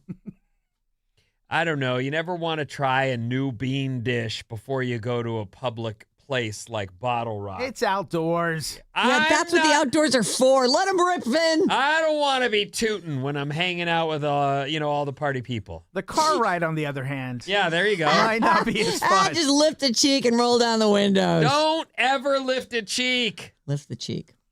You're giving yourself away. I learned that from my mom. Your mom taught you to lift a cheek when you toot. She led by example. Oh, you saw it. Okay.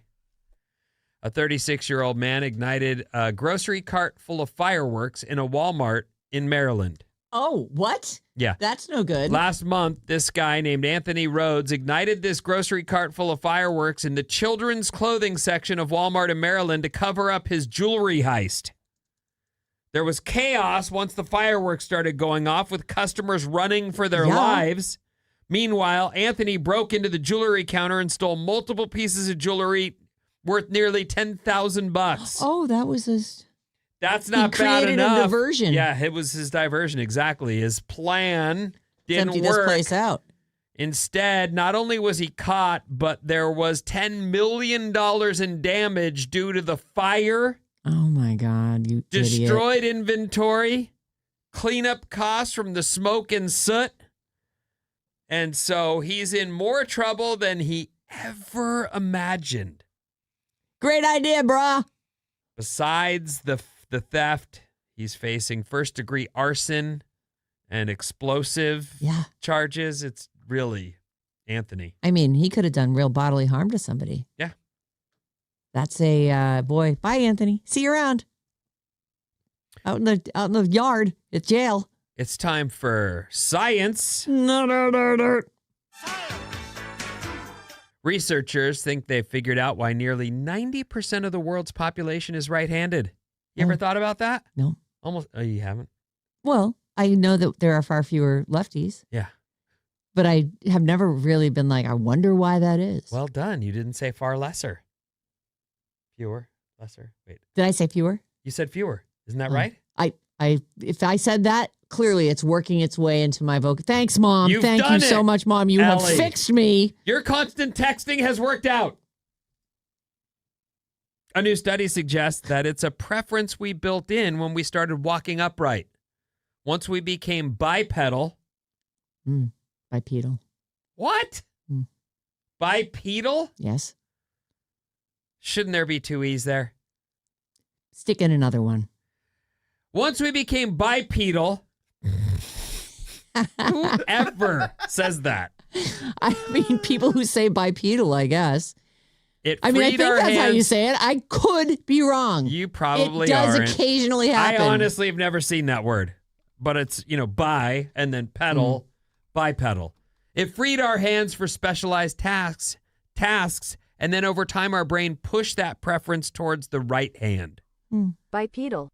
Oh. Bipedal. See, she knew. It's like centipede or although I think I say quadruped. I wonder if I need to say quadruped when I say these things. Can you have the machine check quadruped?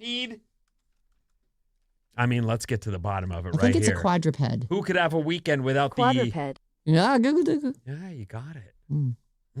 How do I do it, then? I don't know. How do you? I don't know.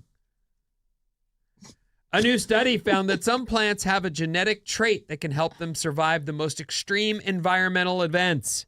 Researchers discovered that these genome duplications often occurred during major climate shifts and when the asteroid wiped out the dinosaurs. Oh, what have they got? It's now referred to as their genetic backup system, and it can help scientists understand how plants function in hostile climates.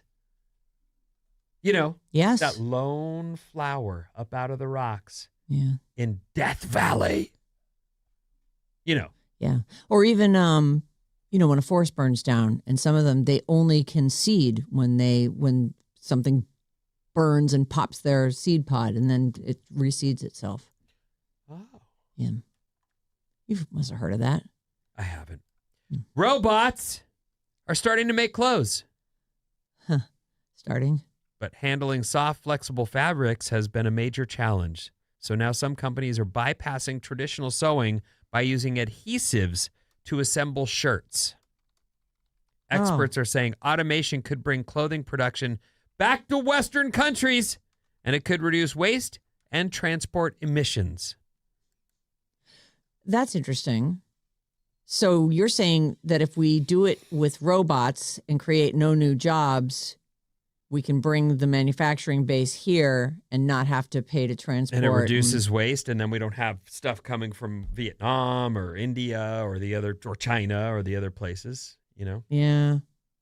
I don't know. Everything you do that seems like good, though, creates other problems. Agreed. Know. How got a fast fact. I love fast facts. You know that. Why ask me? Texas A&M offers a class on Texas barbecue that teaches the history of barbecue, cooking methodology, flavorings and seasonings, and different types of barbecue. Not to mention a unit on Thanksgiving turkeys. You know, those are solid life skills. Like, if you're good at barbecue, you're always going to get invited to the barbecue party. Hey, can you take over on the grill? Of course I can. You ever see those guys who go, you touch your nose, and that's what the steak should feel like if it's well done? No. You touch your chin, and that's what it should feel like if it's medium, and you should touch your your cheek, and it's rare. It should feel like your nose, your chin, or your cheek. I've always done the between your thumb and your finger. That part is rare. That's rare? Yeah. What about pulling it off and cutting it in half and then Let's all the juice out. What? So you say no? No. Okay. Yeah, no to that. All right, take it easy, everyone. John has a little thermometer. Don't do anything. I'm just testing it. Ah. And then first it's like 10 degrees too cool, so it's not quite ready. And then he puts it in again 1 minute later, and it's like, okay, it's a leather shoe. Here you go. Oh, that's too bad. The 6th Dalai Lama in the late 17th century rejected living as a monk and instead spent his life womanizing, drinking, and writing love poems and songs. Oh, I thought they just automatically had to be like devout and everything. Because they're all about reincarnation, right? They pick the Dalai Lama based on like somebody who's born at the right time or something. Look at me. Well, in the movie Gandhi, Tibet, whatever, with Brad Pitt, I think it was. Oh yeah, 12 years in Tibet. Yeah, they like put out a bunch of items that belong. One of them belonged to the old Dalai Lama, and the child picked the one that was the old Dalai Lama's, and they're like, "This is the new Dalai Lama." I don't know if that's how they do it every time, but at least in the movie they did. And then if that Dalai Lama decides he's doing girls and partying, they're just stuck with that guy until he moves on. Until he dies, and then they take, his old sex toys and children, lubricant.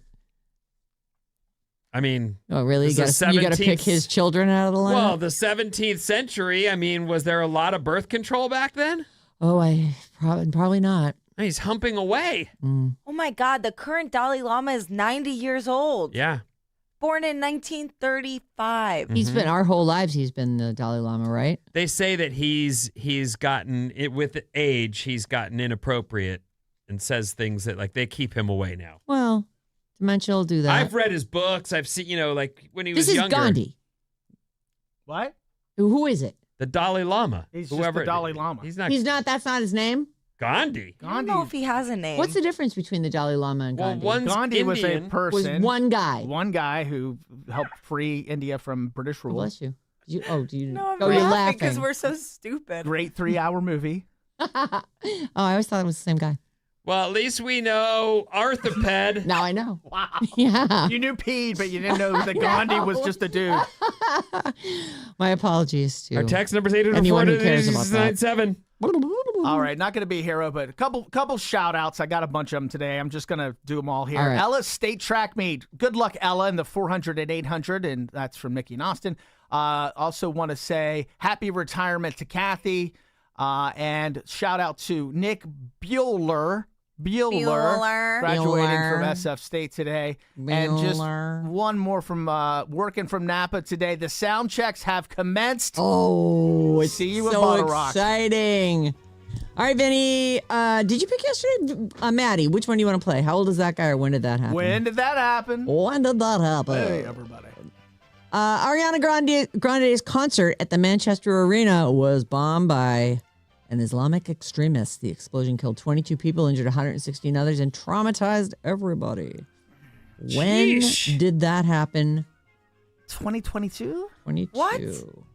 I was thinking like 2011. 2011. What do you think, Vin? 2015. It was 2017. That's a point for Vinny, who came into this with 2 points. So you're at 3 points already. Whoa. I thought it just went down to 1 when he No, has more not points. today. Okay. You had your winning streak. It's over now, Yeah. Maddie.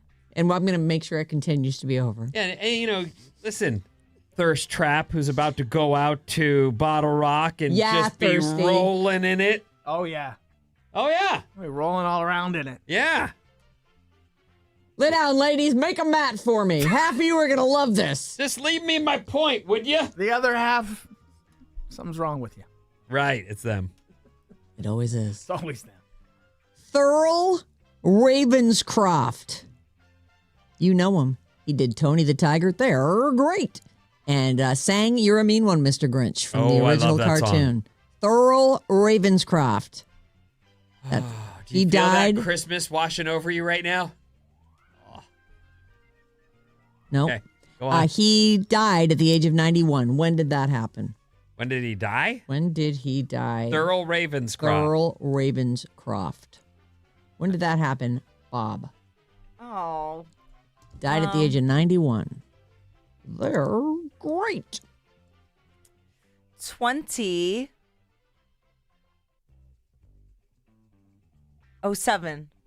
1977. I say 2004. It was, I thought this was going to be you, Bob, but that's a point for Maddie. It was 2005. Oh, I was going to say that one too. But you didn't. Let's see. The original Pac-Man arcade video game was released in Japan. It hit the U.S. 5 months later. Pac-Man, that was a big one. The original Pac-Man arcade video game was released in Japan. When did that happen? I believe it's Vinny. 83. 83.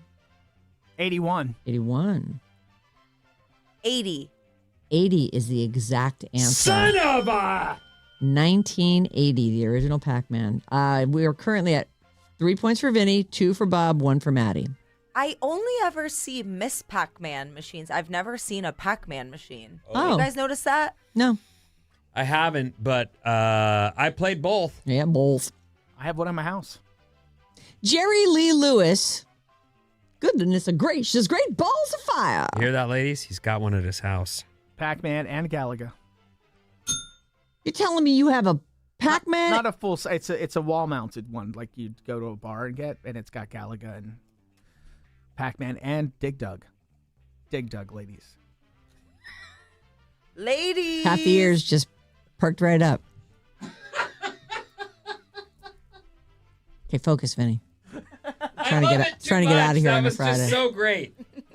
Jerry Lee Lewis arrived in England to begin his first tour in the UK after confirming to the press that he did in fact marry his 13-year-old first cousin. The tour was canceled. Who? Jerry Lee Lewis. Goodness gracious, great balls of fire. He was a big piano player. He was.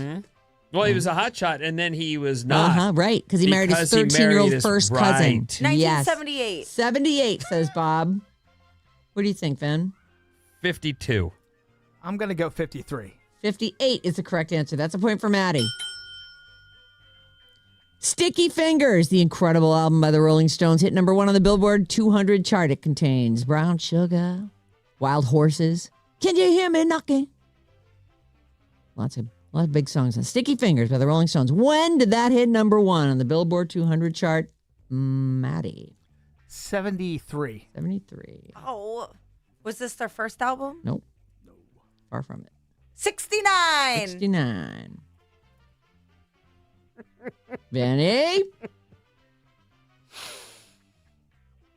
I love that gag. It's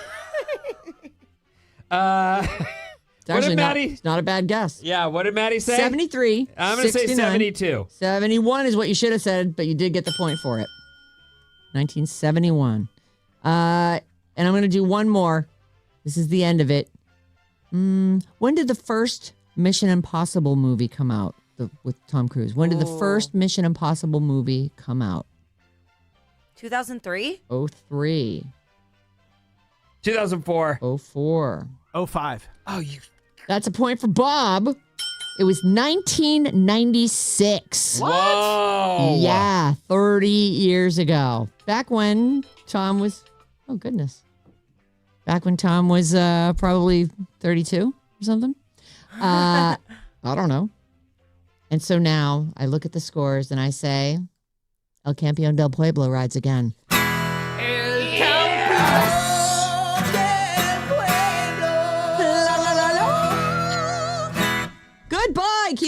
Alice all day, we have your chance to win Alice's summer concert party pack at 12:05 and 5:05 with Mason and It's Jane. And don't forget, Jane drives you home from work every day with 97 minutes commercial free starting at 4 p.m. She's ignoring you. You're really killing my energy here. I'm trying to... Have a great Memorial Day weekend and a great time at Bottle Rock. We'll see you next week. Oh, Mason's filling in for me next week. Have a great Memorial Day weekend. Goodbye for 1 week. And then nothing to add? No. All right.